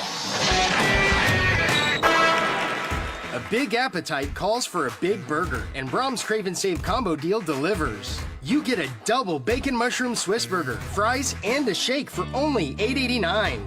Brahms Double Bacon Mushroom Swiss Burger has 2 quarter-pound beef patties smothered with mushrooms, seasoned and marinated to perfection. Crisp strips of bacon and real Swiss cheese, plus all the fixins. Grab Brahms Crave and Save combo deal for just $8.89 for a limited time only. Want another way to show your Thunder spirit? Open a MidFirst checking account and you can get a free Thunder Visa debit card. You'll also get access to 24/7 banking with convenient features like mobile deposit, bill pay, and Zelle on the MidFirst mobile app. The Thunder debit card is available exclusively at MidFirst Bank, the official bank of the Oklahoma City Thunder. Learn more at midfirst.com/thunder. MidFirst Bank, member FDIC. Whether watching your favorite team play or getting through the day, clear vision is important. For 50 years, the doctors at the nationally ranked Dean McGee Eye Institute have been committed to helping Oklahomans achieve their best possible vision. From regular eye exams to LASIK to cataract surgery, Dean McGee is the one source for all your eye care needs. So let the professional eye care provider of the OKC Thunder help you see more clearly. For an appointment at one of Dean McGee's 5 locations, visit dmei.org. Dean McGee Eye Institute. Vision for life. Progressive presents Renters MVP's Most Valuable Possessions. Today's MVP, Joe Fallon's bedroom mini fridge. Sure, this pint-sized chiller's max capacity is 3 soda cans, but what it lacks in stature, it makes up in cooling strength. Each beverage a perfect 37 degrees every time. And the 2 feet Joe walks to get a drink, priceless. That's why his mini fridge is today's MVP. Keep your most valuable possessions protected by bundling your renters and auto insurance with Progressive. Progressive Casualty Insurance Company affiliates and other insurers not available in all states. Welcome back inside Paycom Center. Thunder lead the Cavaliers 119-81 at the end of 3. Gideon Hamilton, Royce Young filling in for Matt Pinto. We hope to have Matt back with us tomorrow when the Thunder travel to Dallas. Hey, don't stay on the sidelines. Join Paris Lawson and Nick Gallo on the official Thunder Basketball Universe podcast for exclusive coverage and insider information on your favorite team. Get free access anywhere you listen to podcasts. Be sure to subscribe so you never miss a beat. This is as Daniel tells us, the season high for a third quarter for the Thunder, eclipsing their previous high in a third quarter, which was set against Cleveland 8 days ago. They scored 43 there. They scored 44 here. And with a decent offensive output in the fourth quarter, they're going to put up 150 on this team. And again, I mean, the Cavs are known, they're the number 1 offensive team in the NBA, but they are a good defensive team too. They're top 10, and they've made their name there with Mobley and Allen. And, just kind of watching through that third quarter, Gideon, and a lot of it's the story of this game. It really was it was less about if the Thunder were going to get a good shot. It was more just if they were going to make the good shot that they got, because there was not a lot of resistance from Cleveland. The Thunder got basically any shot that they wanted to get. And that improbable finish by Shai Gilgeous-Alexander to give him his 36 points on a night where he would eventually get up to 40. That's our OG&E power play of the game. OG&E we energize life. How about this one? Another steal for Oklahoma City. It's Case Wallace, Isaiah Joe, Aaron Wiggins. Isaiah's going to take a three that's going to be short. Brandon Carlson and Kenrich Williams are the 5 for the Thunder. Isaac Okoro driving in on the other end, and that is going to be a charge. Yeah, that was both referees looked at each other there and tried to decide what they were calling there. The Thunder haven't got one of those to go their way yet, but they got that one to go.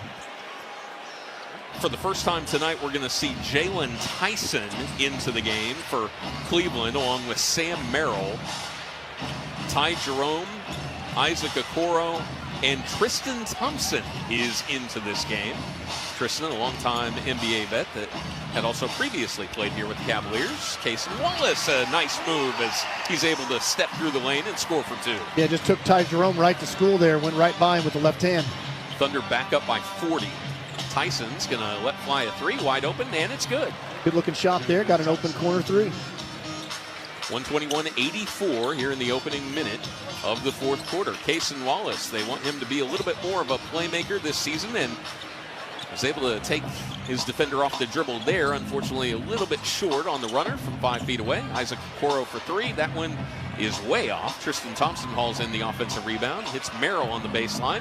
Over to Ty Jerome. A 3 on the way. That's good. He's done that plenty of times in this building. Yeah, Ty Jerome, I mean, you leave him open, he will make it. He's got a great release, great shooter when he gets his feet set. 121-87 Thunder. Wallace behind a Kenrich Williams screen is going to let it fly, and that one's a little strong. And we've got a loose ball foul coming on the Cavaliers. And this is one of those things for the Thunder, you know, as this fourth quarter goes along. And they've historically been very good at this when you kind of get into quote-unquote garbage time of still just continuing to play your style, lean into who you are. Don't just get out there and start playing a pickup game. The Thunder typically do an exceptional job of still running good offense. Wallace behind the Kenrich Williams pick at the top of the key. Drives and kicks out to Isaiah Joe. Isaiah faking right, driving left, pulls up, now dishes out to Brandon Carlson. Shot clock's at 2. Carlson a runner from 5 feet away, and that's a little too strong. Kind of a half hook shot there by the big man. And Jerome behind a Tristan Thompson screen, a runner from Ty. Made a bunch of those in the first meeting, and that one gets to go off the back of the rim and in. 121-89 Thunder, 9:49 left to go in the ballgame. Carlson open for 3. He's hit 2 already, and keep that at 2. It's a 7-0 run for Cleveland as that one hit nothing but glass. Merrill pull up from 3 on the right wing, and that's good. And Cleveland has gotten off to a hot start here in the fourth quarter with some of these fresh faces. 9:30 left to go in the fourth quarter. And the Thunder have been outscored 11-2 in the frame. Wiggins behind a Wallace pick at the top of the circle. Dribbles that off his foot, and it's stolen away. Here's Sam Merrill. Ahead to Tristan Thompson. Tyson, right baseline, and he stepped out of bounds. We're going to see Ousmane Dieng for the first time in a while for OKC as he checks in. And he's going to sub in for Cason Wallace, who has seen most likely his last minutes of tonight's game. Cason tonight 3 of 6 shooting, 6 points and 6 rebounds. And Wiggins on the handle out front, working against Okoro. Brandon Carlson off the screen, and that one wedges between the rim and the backboard. Rebounded by Tyson. 121-92 Thunder. Tyson a Euro step, kicks out. Jerome's going to be open for 3, drives in for another 15-foot floater, and that one's good. 121-94, and Cleveland continues their fourth quarter run of 13-2. Yeah, Cavs playing well here. They're backup guys to start this fourth quarter. Joe, swing. Wiggins, left wing, now drives into the lane, and that one's going to be blocked by Tristan Thompson, who's always been a serviceable player in this league, and drives in on Carlson, and that one's knocked away out of bounds. I think Ousmane Dieng might have gotten him at the summit there, and a timeout's going to be taken by Mark Daigneault. Always a teaching moment for the coach of the Thunder. OKC leads at 121-94, 8:28 left to go in the fourth quarter. This is Thunder basketball. With just seconds on the clock, I'm chomping at the bit here, Frank. I'm telling you, this is a moment in basketball history to really relish in. Back at the offensive end, Ken Chupp musters up all his strength and squeezes down into the paint. He breaks through the screen, posts up with buns out, catches the ball, and order up. And he's called for the double drizzle. Dude, just get your hot dog and let's get back to our seats. Eat Schwab, the official hot dog of the Oklahoma City Thunder.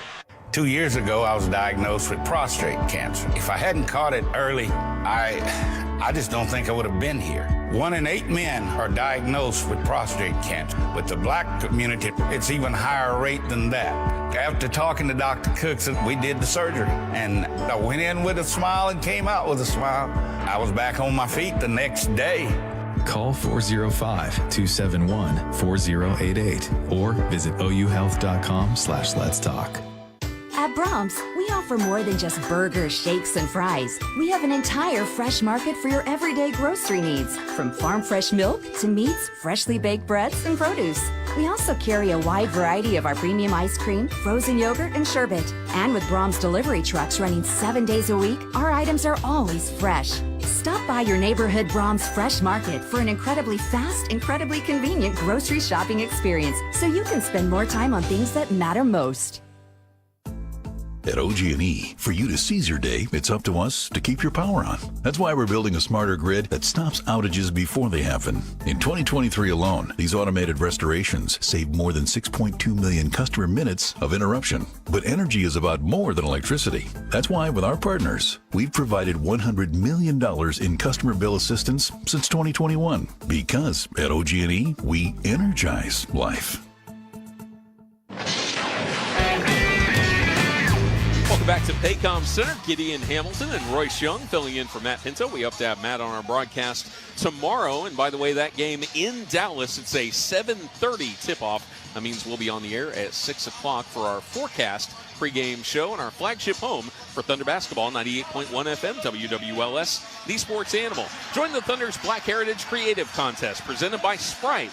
9th through 12th grade students are invited to submit original artwork depicting an inspirational experience, moment, or individual in Black history. Winners have a chance to receive a Thunder jersey, sneakers, team autographed item, and more. You'll learn more at okcthunder.com/Black Heritage.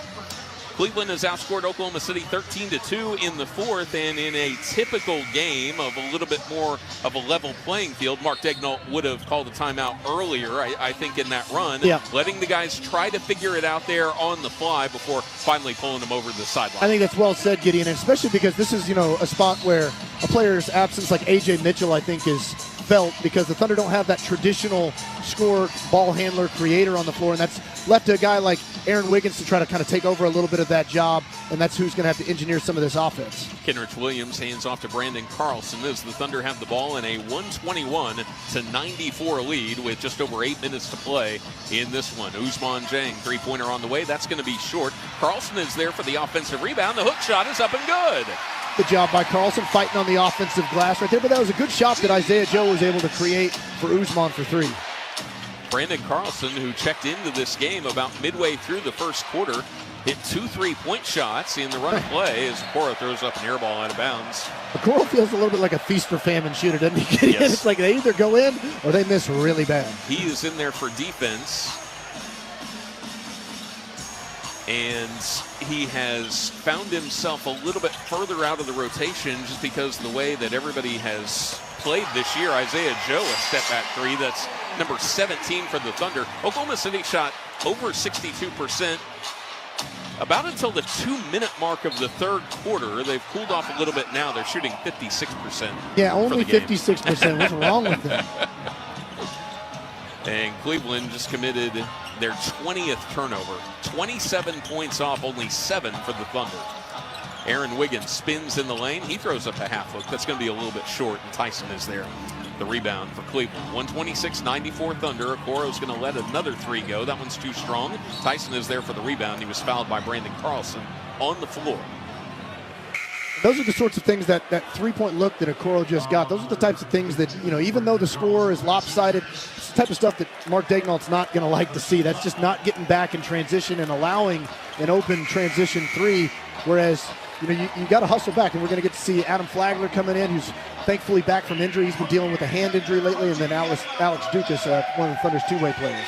Kenrich Williams and Isaiah Joe out, as Royce mentioned, Flagler and Dukas in. And Craig Porter Jr. has checked into the game.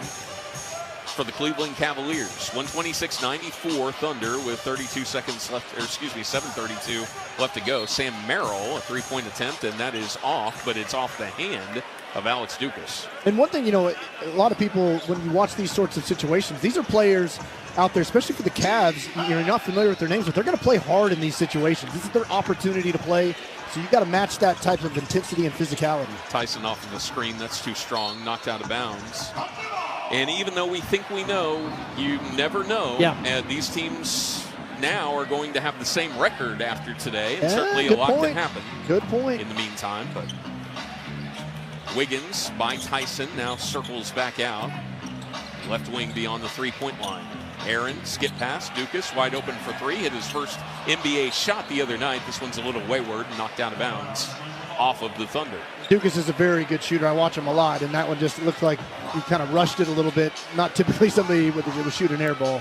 6:32 left to go in this ball game. Cavs down by 32. Okoro another three, and that one's going to be short as well. Isaac is 2 of 8. He is now 1 of 7 from three. And we've got an off-ball foul called on Oklahoma City. This is going to be their second team foul of the quarter. Mentioned Dukas making that his first NBA shot. It was fun watching him on that road trip, him carrying that ball on every bus and the plane, because he was taking that ball with him everywhere, that first NBA point. I can imagine.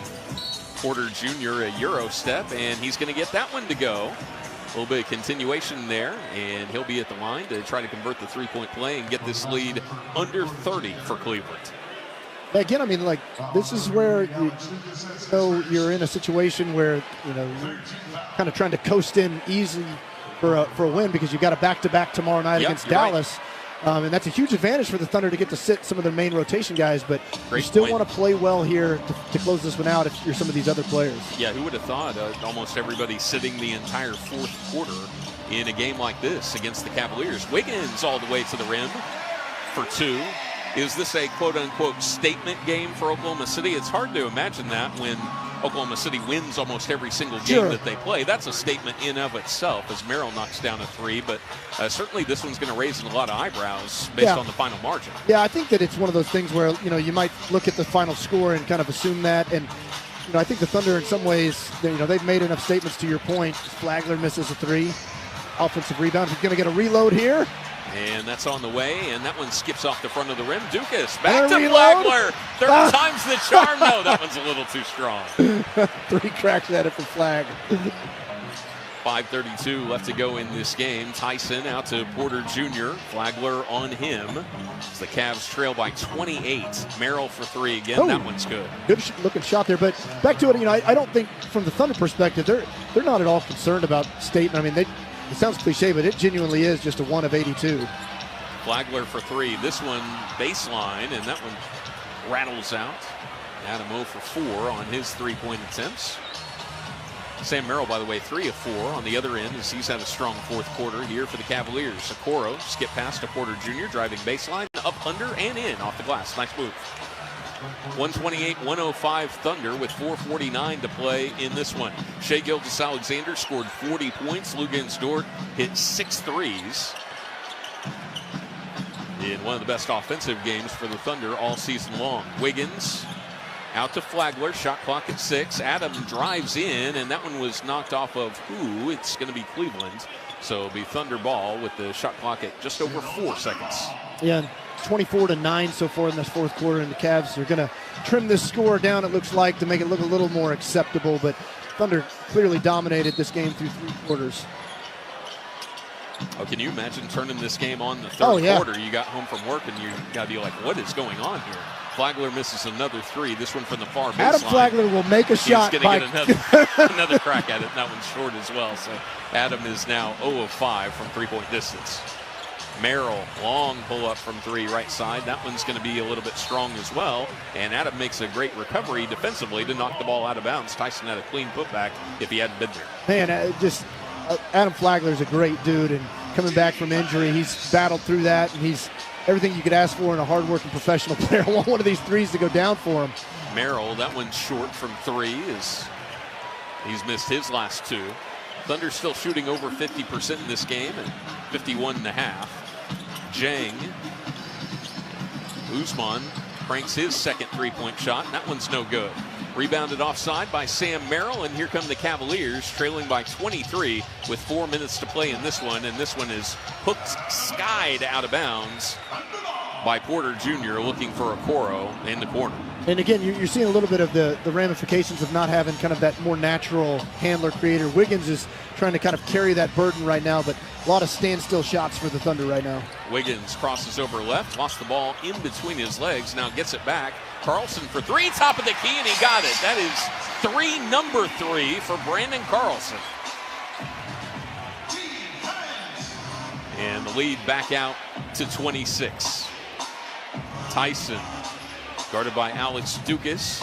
Skip pass over to Porter Jr. Crosses Usman Jang over. Tyson is going to load up for a three. Side spin. And that one's too strong. And here's Tristan Thompson under the basket. He's able to get one to go off the window. Funny you said that, Gideon. When that ball came out of his hand, I was like looking like, what is that, a screwball? 131-107, under 3 minutes to play in this one. Jang, top of the key. Spins on Tyson, kicks out. Flagler for three. No, that one's too strong, and Adam is 0 of 8, 0 of 7 from three. Behind the back pass from Thompson over to Merrill, back to Tristan, give and go, and Tristan is able to pay that one off with a layup, and the lead is down to 22. 2:34 to play here. This game has not been in doubt for a while. The Thunder have led this one by as many as 42 points in the third quarter. Led by 26 at halftime.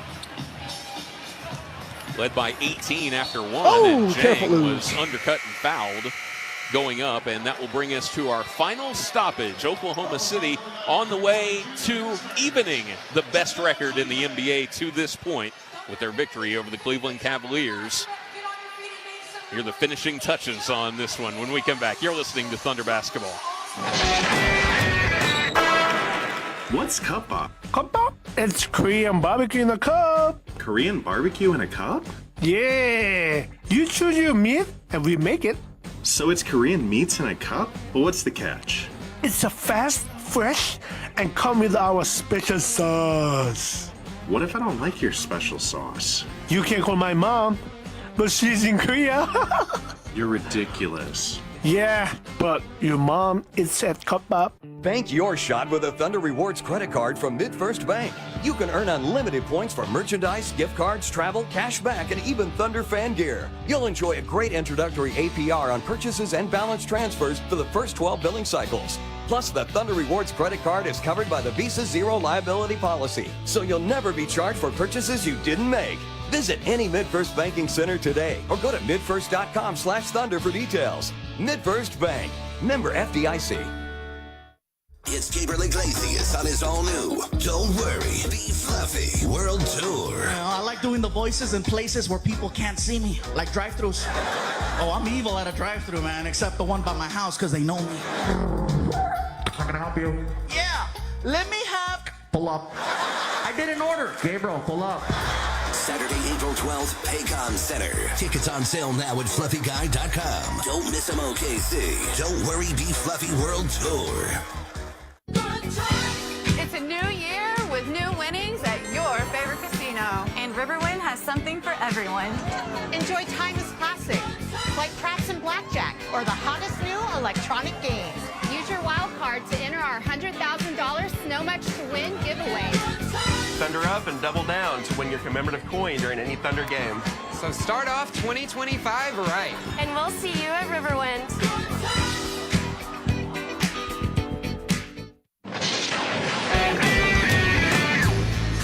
Welcome back inside Paycom Center. 2 minutes, 19 seconds left to go in what will be a very impressive victory for the Oklahoma City Thunder tonight as they lead the Cleveland Cavaliers 131-109. Gideon Hamilton and Royce Young privileged to have the opportunity to fill in for Matt Pinto for tonight's game. We expect Matt to be back with us soon, hopefully tomorrow, when the Thunder travel to Dallas to take on the Mavericks. We'll preview that game coming up here in just a little bit. But in terms of the experience and everything that you're able to draw out of a game for Oklahoma City, what are some of the things that you think that they will talk about after this one and in the ensuing moments of what they do when they take on the Mavericks tomorrow? Well, I think that, one of the things that the Thunder do so well is, of course, you don't want to overreact one way or the other. And sometimes I think you can be somewhat deceived by the fact that you shot the ball great, they didn't shoot it great, so therefore the Thunder are 40 points better than the Cavs, and that's obviously not the case.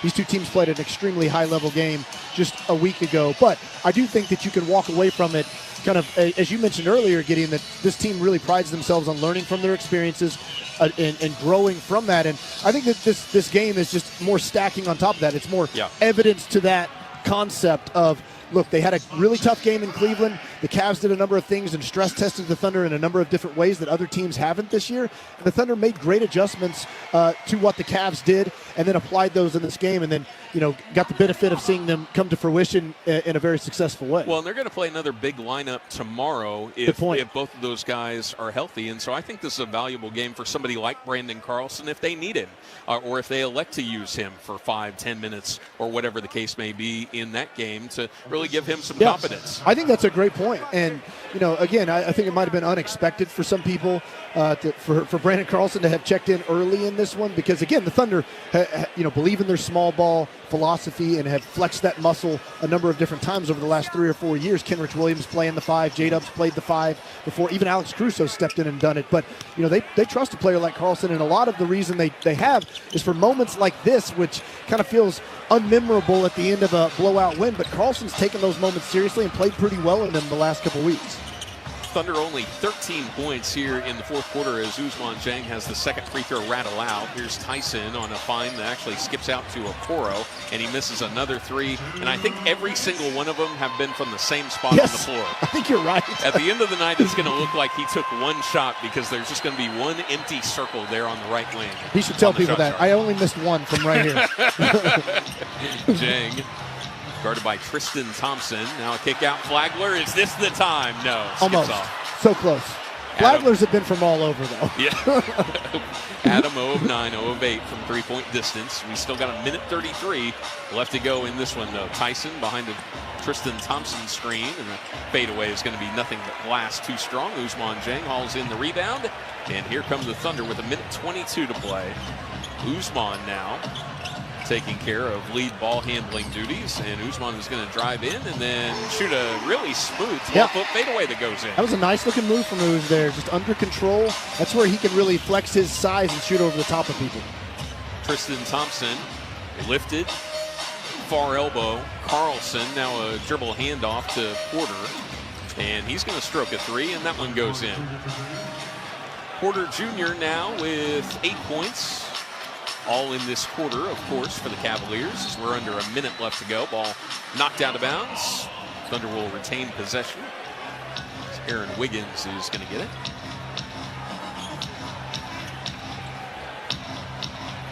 Thunder look to finish strong here with their last couple of possessions. Dukas will inbound to Wiggins in the backcourt. Aaron crosses the half-court logo, hits Carlson. How about another one from 3? Looks good. That one a little bit off to the right. And Tristan Thompson brings in the rebound. So Carlson will likely finish this game 4 of 8 and 3 of 6 from 3, but did score in double figures in this game. But Carlson is like, I feel like a poster child for a coach to say, like, this is what it looks like when you get your feet set and you're ready to shoot. Because when he catches it, he is ready to put it up. Tyson drives in.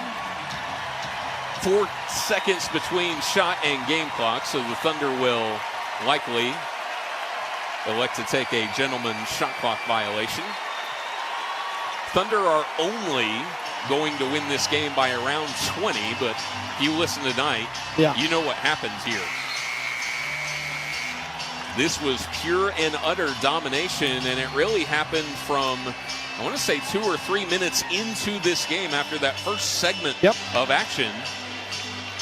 Yeah, the Cavs came out and they rebounded the ball well. They did what we expected them to do, hit the offensive glass, and then the Thunder started doing what they wanted to do with their game plan, which was scrap, force turnovers, and let that turn defense into offense. Cavs take a violation as well, and our final score is going to be 134-114 as we await a visit from a Thunder player downstairs. Shea Gilgeous-Alexander leads the way with 40 points for Oklahoma City in this game, but ended up having 6 Thunder players score in double figures.